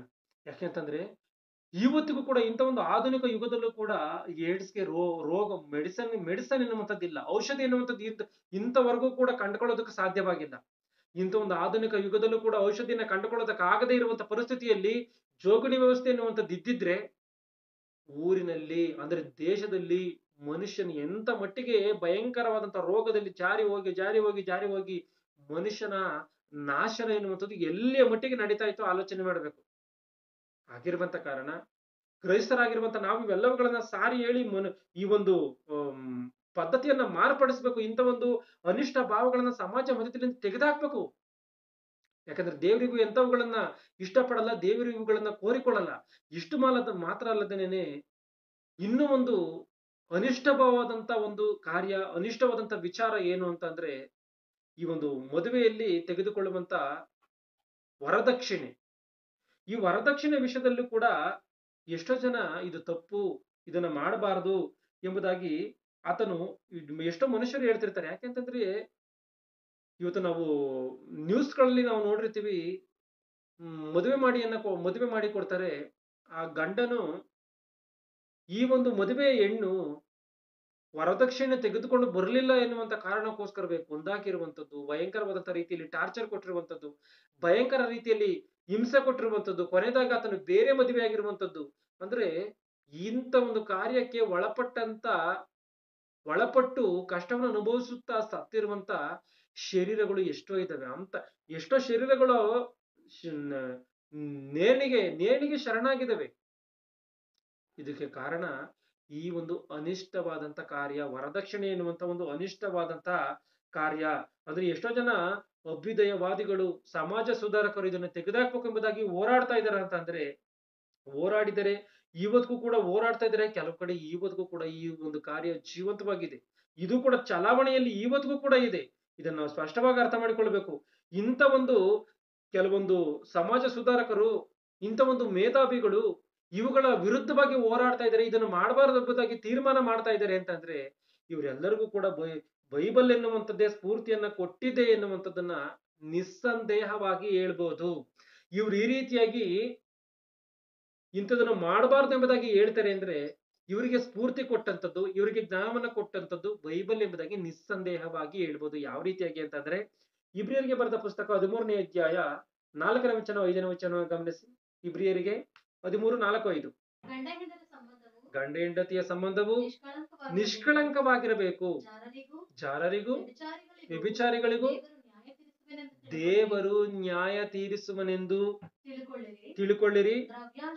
ಗಮನಿಸಿ, ಇಲ್ಲಿ ದಾಂಪತ್ಯವು ಮಾನ್ಯವಾಗಿರಬೇಕು ಎಂಬುದಾಗಿ ಇಲ್ಲಿ ಏನ್ ಈ ಮಾತುಗಳಿದೆಯೋ ಎಲ್ಲ ಒಂದು ಮದುವೆಯ ಮದುವೆಗಳಲ್ಲಿ, ಮದುವೆಯ ಒಂದು ಸಂದೇಶಗಳಲ್ಲಿ, ಅಂದ್ರೆ ಮದುವೆಯಲ್ಲಿ ಮಾಡುವಂತ ಪ್ರಸಂಗಗಳಲ್ಲಿ ಈ ಮಾತುಗಳನ್ನು ಹೇಳ್ತಿರ್ತಾರೆ. ದಾಂಪತ್ಯವು ಮಾನ್ಯವಾಗಿರ್ಬೇಕು, ಗಂಡ ಹೆಂಡತಿಯರ ಒಂದು ಸಂಬಂಧ ನಿಷ್ಕಳಂಕವಾಗಿರ್ಬೇಕು ಅಂತ. ಆದ್ರೆ ಕೆಳಗೆ ಓದ್ಕೊಂಡು ಯಾರು ಹೋಗಲ್ಲ. ಇವತ್ತು ಹೆಂಗೆ ಒಂದು ಫೋಟೋಗಳನ್ನು ಇಲ್ಲ ಒಂದು ವಿಡಿಯೋಗಳನ್ನು ಎಡಿಟಿಂಗ್ ಮಾಡ್ತಾರೋ ಆ ರೀತಿಯಾಗಿ ಇವತ್ತು ಮನುಷ್ಯನು ಬೈಬಲ್ ಇರುವಂತ ಕೆಲವೊಂದು ಮಾತುಗಳನ್ನು ಎಡಿಟಿಂಗ್ ಮಾಡಿ ಇವನಿಗೆ ಬೇಕಾದಂತ ರೀತಿಯಲ್ಲಿ ತೆಗೆದುಕೊಂಡು ಬೋಧನೆ ಮಾಡುವಂಥದ್ದು, ಬೇಕಾದಂತ ರೀತಿಯಲ್ಲಿ ಅರ್ಥ ಮಾಡಿಕೊಳ್ಳುವಂಥದ್ದು, ಅಡ್ಜಸ್ಟ್ಮೆಂಟ್ ಮಾಡ್ಕೊಂತ ಇರ್ತಾನೆ. ಆದ್ರೆ ಕೆಳಗೆ ನಾವು ಓದ್ಕೊಂಡು ಹೋಗುವಂತದ್ದಾದ್ರೆ ಮುಂದೆ ಅದು ಏನಿದೆಯೋ ಗಮನಿಸಿ. ಮುಂದೆ ಮೊದಲಿಂದ ಮತ್ತೆ ಗಂಡ ಹೆಂಡತಿಯ ಸಂಬಂಧವು ನಿಷ್ಕಳಂಕವಾಗಿರ್ಬೇಕು. ಅದರಲ್ಲಿ ಕಳಂಕ ಎನ್ನುವಂಥದ್ದು ಇರಬಾರ್ದು. ಜಾರರಿಗೂ ವ್ಯಭಿಚಾರಿಗಳಿಗೂ ದೇವರ ನ್ಯಾಯವನ್ನು ತೀರಿಸ್ತಾನೆ. ಗಂಡ ತಪ್ಪು ಮಾಡ್ಲಿ, ಗಂಡನಿಗೆ ಹೆಂಡತಿ ತಪ್ಪು ಮಾಡ್ಲಿ, ಹೆಂಡತಿಗೆ ಯಾರನ್ನು ದೇವ್ರು ಬಿಡಲ್ಲ. ಯಾರು ತಪ್ಪು ಮಾಡಿದ್ರು ಕೂಡ ಅವರಿಗೆ ನ್ಯಾಯವನ್ನ ತೀರಿಸ್ತಾನಂತೆ. ದ್ರವ್ಯಾಶೆ ಇಲ್ಲದವರಾಗಿರಿ, ನಿಮ್ಮ ಇರುವವುಗಳಲ್ಲಿ ತೃಪ್ತರಾಗಿರಿ. ಇದು ಯಾವ ವಿಚಾರದಲ್ಲಿ ಹೇಳಿರುವಂತ ಮಾತು? ಈ ಒಂದು ಮದುವೆಯ ವಿಷಯದಲ್ಲಿ ಹೇಳಿರುವಂತ ಮಾತಿದು. ಅಂದ್ರೆ ವರದಕ್ಷಿಣೆಯ ವಿಷಯದಲ್ಲಿ ಬರೆಯಲ್ಪಟ್ಟಿರುವಂತ ಮಾತು. ವರದಕ್ಷಿಣೆಯನ್ನು ತೆಗೆದುಕೊಳ್ಳಬಾರದು ಅಂತ. ಅಂದ್ರೆ ಮದುವೆ ವಿಚಾರಕ್ಕೆ ಬಂದಂತ ಸಮಯದಲ್ಲಿ ಆ ಒಂದು ಮದುವೆಯ ಸಂಬಂಧವನ್ನ ದೇವರು ಶ್ರೇಷ್ಠವಾದಂಥದ್ದು, ಒಳ್ಳೆಯ ನಿಷ್ಕಳಂಕವಿಲ್ಲದೆ ಇರುವಂತದ್ದು, ಒಳ್ಳೆ ರೀತಿಯಾಗಿ ಇರಬೇಕು ಎಂಬುದಾಗಿ ಹೇಳಿರುವಂತ ದೇವರು ಇಲ್ಲಿ ಈ ವಿಚಾರವನ್ನ ಹೇಳ್ತಾ ಇದ್ದಾನೆ. ಅಂದ್ರೆ ಈ ಒಂದು ಒಳ್ಳೆಯ ಒಂದು ಸಂಬಂಧಕ್ಕೆ ಹಣದ ಬೆಲೆಯನ್ನ ಕಟ್ಟಬಾರದು ಎಂಬುದಾಗಿ ದೇವರು ಹೇಳ್ತಾ ಇದ್ದಾನೆ ಇಲ್ಲಿ. ಅಂದ್ರೆ ಒಂದೇ ಮಾತು ಹೇಳ್ಬೇಕು ಅಂದ್ರೆ ವರದಕ್ಷಿಣೆಯನ್ನು ತೆಗೆದುಕೊಳ್ಳಬಾರದು ಅಂತ. ಮತ್ತೆ ಮಾತನ್ನು ಓದಿ. ದಾಂಪತ್ಯವು ಮಾನ್ಯವಾದದ್ದೆಂದು ಎಲ್ಲರೂ ಎಣಿಸಬೇಕು. ಗಂಡ ಹೆಂಡತಿಯರ ಸಂಬಂಧ ನಿಷ್ಕಳಂಕವಾಗಿರಬೇಕು. ದೇವರು ನ್ಯಾಯ ತೀರಿಸುವರೆಂದು ತಿಳ್ಕೊಳ್ಳಿರಿ. ದ್ರವ್ಯಾಶೆ ಇಲ್ಲದವರಾಗಿರಿ, ನಿಮಗಿರುವವುಗಳಲ್ಲಿ ತೃಪ್ತರಾಗಿರಿ. ಮತ್ತೆ ಓದಿ ಆ ಸೆಂಟೆನ್ಸ್ ಅನ್ನ. ದ್ರವ್ಯಾಶೆ ಇಲ್ಲದವರಾಗಿರಿ, ಹಣವನ್ನ ತೆಗೆದುಕೊಳ್ಬೇಡ್ರಿ ಅಂತ. ಮದುವೆ ಮಾಡ್ಕೋಬೇಕಾ ನೀನ್ ಹಣವನ್ನು ತೆಗೆದುಕೊಳ್ಬೇಡ. ನಿಮಗಿರುವುಗಳಲ್ಲಿ ತೃಪ್ತರಾಗಿರಿ. ನೀವು ಮದುವೆ ಆಗಿದ್ರ ತೃಪ್ತರಾಗಿರಿ. ಅಂದ್ರೆ ಇಲ್ಲಿ ಒಂದೇ ಮಾತು ಹೇಳ್ಬೇಕು ಅಂದ್ರೆ ವರದಕ್ಷಿಣೆಯನ್ನ ಸಂಪೂರ್ಣವಾದಂತ ರೀತಿಯಲ್ಲಿ ಬೈಬಲ್ ನಿಷೇಧಿಸ್ತಾ ಇದೆ. ಅದನ್ನ ಒಪ್ಪಲ್ಲ. ದೇವರು ಇದನ್ನ ಮಾಡಬಾರದು ಎಂಬುದಾಗಿ ಹೇಳಿದ್ದೇನೆ ಎನ್ನುವಂಥದ್ದು ಈ ಒಂದು ಇಬ್ರಿಯರಿಗೆ ಬರೆದ ಪುಸ್ತಕ 13ನೇ ಅಧ್ಯಾಯ 4ನೇ ವಚನ 5ನೇ ವಚನದ ಪ್ರಕಾರವಾಗಿ ನಿಸ್ಸಂದೇಹವಾಗಿ ಗೊತ್ತಾಗ್ತಾ ಇದೆ. ಇಷ್ಟು ಮಾತ್ರ ಅಲ್ಲದೆ ನಮ್ಮ ದೇಶದಲ್ಲಿ ಭಯಂಕರವಾದಂತ ರೀತಿಯಲ್ಲಿ ಇವತ್ತಿಗೂ ಜೀವಂತವಾಗಿರುವಂಥದ್ದು ಈ ಕುಲ ವ್ಯವಸ್ಥೆ, ಜಾತಿ ಮತ್ತೆ ಈ ಕುಲ ವ್ಯವಸ್ಥೆ ಎನ್ನುವಂಥದ್ದು. ಈ ಒಂದು ಕುಲ ವ್ಯವಸ್ಥೆಯ ವಿಷಯದಲ್ಲಿ ಭಯಂಕರ ರೀತಿಯಲ್ಲಿ ಒಡೆದಾಡ್ತಾ, ಭಯಂಕರ ರೀತಿಯಲ್ಲಿ ಹೋರಾಡ್ತಾ, ಭಯಂಕರ ರೀತಿಯಲ್ಲಿ ಪ್ರವಾಹದ ರೀತಿಯಲ್ಲಿ ರಕ್ತ ಸುರಿಸಿರುವಂತ ಕಾರ್ಯವು ಇವತ್ತಿಗೂ ಆವತ್ತಿನಲ್ಲೂ ನಾವು ನೋಡ್ಕೊಂಡ್ ಬಂದೇ ಇದ್ದೀವಿ. ಈ ವಿಚಾರದಲ್ಲಿ ಏನು ಹೇಳ್ಬೇಕಾಗಿಲ್ಲ. ಇದನ್ನ ಈ ಒಂದು ವಿಚಾರದಲ್ಲಿ ಬೈಬಲ್ ಎನ್ನುವಂಥದ್ದು ಮೊದಲೇ ಏನ್ ಹೇಳಿದೆಯೋ, ದೇವ್ರು ಏನ್ ಬರೆಸಿ ಕೊಟ್ಟಿದನೋ, ಮನುಷ್ಯರನ್ನ ಭೂಮಿ ಮೇಲೆ ಹುಟ್ಟಿಸಿದಂತ ದೇವರು ಸಾಕ್ಷಾತ್ ಸೃಷ್ಟಿಕರ್ತನು ಏನ್ ಎಚ್ಚರಿಕೆಯನ್ನ ಕೊಟ್ಟಿದನೋ, ಏನ್ ಮಾತನ್ನ ಬರ್ಸಿದನೋ. ಅಪೊಸ್ತಲರ ಕೃತ್ಯಗಳು 17ನೇ ಅಧ್ಯಾಯ 26ನೇ ವಚನವನ್ನು ಗಮನಿಸಿ. ಅಪೊಸ್ತಲರ ಕೃತ್ಯಗಳು 17:26. ಆತನು ಒಬ್ಬನಿಂದಲೇ ಎಲ್ಲಾ ಜನಾಂಗದವರನ್ನ ಹುಟ್ಟಿಸಿ, ಒಬ್ಬನಿಂದಲೇ ಎಲ್ಲಾ ಜನಾಂಗದವರನ್ನ ಹುಟ್ಟಿಸಿ. ಇವತ್ತು ಬೈಬಲ್ ಹೇಳುವಂತ ಈ ಮಾತನ್ನ ಮನುಷ್ಯನು ಜೀರ್ಣಿಸಿಕೊಳ್ಳುವುದಕ್ಕೆ, ಅರಗಿಸಿಕೊಳ್ಳುವುದಕ್ಕೆ, ಒಪ್ಪಿಕೊಳ್ಳುವುದಕ್ಕೆ ಕಷ್ಟ. ಆದ್ರೆ ವಿಜ್ಞಾನ ಎನ್ನುವಂಥದ್ದು ಏನ್ ಹೇಳಿದೆ? ಪ್ರಪಂಚವಲ್ಲ, ಅಮಾಯಕ ಪ್ರಪಂಚವಲ್ಲ ನಂಬಿಕೊಂಡಿರುವಂತ ಈ ವಿಜ್ಞಾನವೇ ಏನ್ ಹೇಳಿದೆ? ಎಲ್ಲಾ ಮನುಷ್ಯರ DNA ಒಬ್ಬರಿಂದಲೇ ಬಂದಿದೆ ಎಂಬುದಾಗಿ ಹೇಳಿದ್ದಾರೆ. ಅರ್ಥ ಮಾಡ್ಕೊಳ್ಳಿ. ಬೈಬಲ್ ಎನ್ನುವಂಥದ್ದು ಏನ್ ಹೇಳ್ತಾ ಇದೆ? ಒಬ್ಬನಿಂದಲೇ ಎಲ್ಲಾ ಜನಾಂಗದವರನ್ನ ಹುಟ್ಟಿಸಿ. ಅಂದ್ರೆ ಜನಾಂಗ ಅಂತ ಅಂದ್ರೆ ಏನೋ ಜಾತಿ ಕುಲದ ವಿಷಯದಲ್ಲಿ ಮಾತಾಡ್ತಾ ಇದ್ದಾನೆ ಅಂತಂದ್ರೆ ಅಲ್ಲ. ಎಲ್ಲಾ ಜನಾಂಗಗಳು, ಅದು ಅಮೆರಿಕನ್ನರಾಗಿರ್ಬೋದು, ಯುರೋಪ್ನರಾಗಿರ್ಬೋದು, ಆಫ್ರಿಕಾದರಾಗಿರ್ಬೋದು, ಭಾರತೀಯರಾಗಿರ್ಬೋದು, ಎಲ್ಲಾ ಜನಾಂಗದವರನ್ನ ಒಬ್ಬನಿಂದಲೇ ಹುಟ್ಟಿಸಿದ್ದಾನೆ ಎನ್ನುವಂತ ಮಾತು ಸ್ಪಷ್ಟವಾಗಿ ಇಲ್ಲಿ ಕಾಣುತ್ತೆ. ಅಂದ್ರೆ ದೇವರು ಹುಟ್ಟಿಸಿದಂತ ದೇವ್ರೇನಾದ್ರು ನೀವು ಇಂಥ ಜಾತಿಗಳನ್ನ ಮಾಡ್ಕೊಡ್ರಿ ಎಂಬುದಾಗಿ ಹೇಳಿದ್ನ ಅಂತಂದ್ರೆ ದೇವರು ಹೇಳಿಲ್ಲ. ಈ ಪ್ರಪಂಚದಲ್ಲಿ ಯಾವುದೇ ಕಡೆ ಕಾಣದೇ ಇರುವಂತ ಒಂದು ಕುಲ ವ್ಯವಸ್ಥೆ, ಜಾತಿ ವ್ಯವಸ್ಥೆ ಎನ್ನುವಂಥದ್ದು ನಮ್ಮ ಭಾರತ ದೇಶದಲ್ಲೇ ಕಾಣ್ತಾ ಇದೆ. ಅಂದ್ರೆ ಕೆಲವು ಮೂರ್ಖರಾದಂತ ಮನುಷ್ಯರು ಕೆಲವೊಂದು ಭಯಂಕರವಾದಂತ ರೀತಿಯಲ್ಲಿ ಮನಸ್ಸಿನಲ್ಲಿ ಕೆಟ್ಟ ಕಾರ್ಯಗಳನ್ನ ಇಟ್ಟುಕೊಂಡು ಕೆಲವೊಂದು ಸ್ವಾರ್ಥವಾದಂತ ಕಾರ್ಯಗಳನ್ನ ಮನಸ್ಸಿನಲ್ಲಿಟ್ಟುಕೊಂಡು ಸ್ವಾರ್ಥಪರರು ಹುಟ್ಟಿಸಿದಂತ ಕಾರ್ಯಗಳಿವೆಲ್ಲವೂ ಕೂಡ ಕುಲ ವ್ಯವಸ್ಥೆ ಆಗಿರ್ಬೋದು, ಜಾಸ್ತಿ ವ್ಯವಸ್ಥೆ ಆಗಿರ್ಬೋದು. ಇದು ಎಂತ ಮಟ್ಟಿಗೆ ಪ್ರಭಾವ ಬೀರ್ತಾ ಇದೆ ಅಂದ್ರೆ ಈವನ್ ರಾಜಕೀಯ ವಿಷಯದಲ್ಲೂ ಕೂಡ ಈತನ ಯಾವ ಜಾತಿ, ಈತನ ಯಾವ ಕುಲ, ಈತನ ಓಟ್ ಹಾಕ್ಬೇಕಾ ಓಟ್ ಹಾಕ್ಬಾರ್ದ, ಇಂಥ ವಿಚಾರದಲ್ಲೂ ಕೂಡ ಪ್ರಭಾವವನ್ನ ಬೀರಿ ಎಲ್ಲದಕ್ಕೂ ಸಿದ್ಧ ಎನ್ನುವಂತ ರೀತಿಯಲ್ಲಿ ನಿಂತು ಬಿಟ್ಟಿದೆ ಮನುಷ್ಯನ ಮನಸ್ಸಿನಲ್ಲಿ ಈ ಒಂದು ಕುಲ ವ್ಯವಸ್ಥೆ ಎನ್ನುವಂಥದ್ದು. ಸಾಯಿಸೋದಕ್ಕೂ ಸಿದ್ಧ, ಸಾಯೋದಕ್ಕೂ ಸಿದ್ಧ ಎನ್ನುವಂತ ರೀತಿಯಲ್ಲಿ ಆಗಿರುವಂತ ಕಾರಣ ಈ ವಿಚಾರದಲ್ಲಿ ದೇವರು ಏನ್ ಹೇಳಿದ್ದಾನೆ ಅಂತಂದ್ರೆ ಆತನು ಒಬ್ಬನಿಂದಲೇ ಎಲ್ಲಾ ಮನುಷ್ಯರನ್ನ ಹುಟ್ಟಿಸಿ ಎಂಬುದಾಗಿ ಇದೆ. ಇಲ್ಲಿ ನಾವು ಅರ್ಥ ಮಾಡಿಕೊಳ್ಬೇಕಾಗಿರುವಂತ ಒಂದು ಸಂಗತಿ ಇದೆ. ಒಂದು ಮನೆಯಲ್ಲಿ ಒಬ್ಬ ತಂದೆಗೆ ಹುಟ್ಟಿದಂತ 10 ಮಕ್ಕಳಾಗಿರ್ಬೋದು. ಈ 10 ಮಕ್ಕಳು ಕೂಡ ತಂದೆ ಯಾವ ಜಾತಿನೋ ಅದೇ ಜಾತಿಗೆ ಸೇರಿರ್ತಾನ? ಹೌದು. ಈಗ ಯಾಕೆ ಅಂತಂದ್ರೆ 10 ಮಕ್ಕಳು ಹುಟ್ಟಿದ್ದಾರೆ ಅಂದ್ರೆ ಒಬ್ಬ ತಂದೆಗೆ ಹುಟ್ಟಿರುವಂತ 10 ಮಕ್ಕಳಲ್ಲಿ 5 ಮಕ್ಕಳು ಮಾತ್ರ ಒಂದು ಜಾತಿ, ಇನ್ನ 5 ಮಕ್ಕಳು ಮಾತ್ರ ಇನ್ನೊಂದು ಜಾತಿ ಅಂತ ಹೇಳಿ ಒಪ್ಕೊಳತ್ತ ಈ ಲೋಕ? ಒಪ್ಕೊಳ್ಳಲ್ಲ. ಜಾತಿಯನ್ನ ಬಲವಾಗಿ ನಂಬುವಂತ ಈ ಲೋಕ ಒಬ್ಬ ತಂದೆ ಯಾವ ತಂದೆ ಇದನೋ ಆ ತಂದೆಯಿಂದ ಹುಟ್ಟಿರುವಂತ 10 ಮಕ್ಕಳನ್ನು ಕೂಡ ಒಂದೇ ಜಾತಿ ಎಂಬುದಾಗಿ ತೀರ್ಮಾನ ಮಾಡ್ತಾರೆ. ಆಗಿರುವಂತದ್ದು ಸತ್ಯವಾಗಿದ್ರೆ ಇವ್ರ ಲೆಕ್ಕದ ಪ್ರಕಾರ ದೇವ್ರ ಏನ್ ಹೇಳ್ತಾ ಇದ್ದಾನೆ, ಎಲ್ಲಾ ಮನುಷ್ಯರು ಒಬ್ಬನಿಂದಲೇ ಹುಟ್ಟಿದಾನೆ ಎಂಬುದಾಗಿ ಹೇಳ್ತಾ ಇದ್ದಾನೆ. ಇದು ಸತ್ಯವೂ ಕೂಡ. ಒಬ್ಬ ಮನುಷ್ಯನಿಂದಲೇ ಎಲ್ಲರೂ ಹುಟ್ಟಿದ್ರೆ ಎಲ್ಲರಿಗೂ ಕೂಡ ಒಂದೇ ಕುಲ ಎನ್ನುವಂಥದ್ದಲ್ವಾ?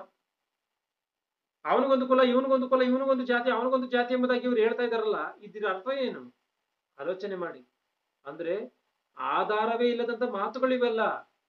ಇವತ್ತು ಯಾವ ಮನುಷ್ಯನು ಕೂಡ ಒಬ್ಬ ಮನುಷ್ಯನನ್ನ ಎಲ್ಲೋ ಅಪರಿಚಿತವಾಗಿ ಹೋರಾಡ್ತಿರ್ತಾರೆ ಅನ್ಕೊಳ್ಳಿ, ಯಾರೋ ಪರಿಚಯ ಇರ್ತಾರೆ ಆಕಸ್ಮಿಕವಾಗಿ, ಅವರು ಡೈರೆಕ್ಟ್ ಆಗಿ ಆತನನ್ನ ಮಾತಾಡಿಸಿದಾಗ ಆತನ ಮುಖವನ್ನು ನೋಡಿದಾಗ ನೀನ್ ಇಂಥ ಜಾತಿನ ಎಂಬುದಾಗಿ ಕಂಡಿಡ್ದು ಬಿಡ್ತಾರ?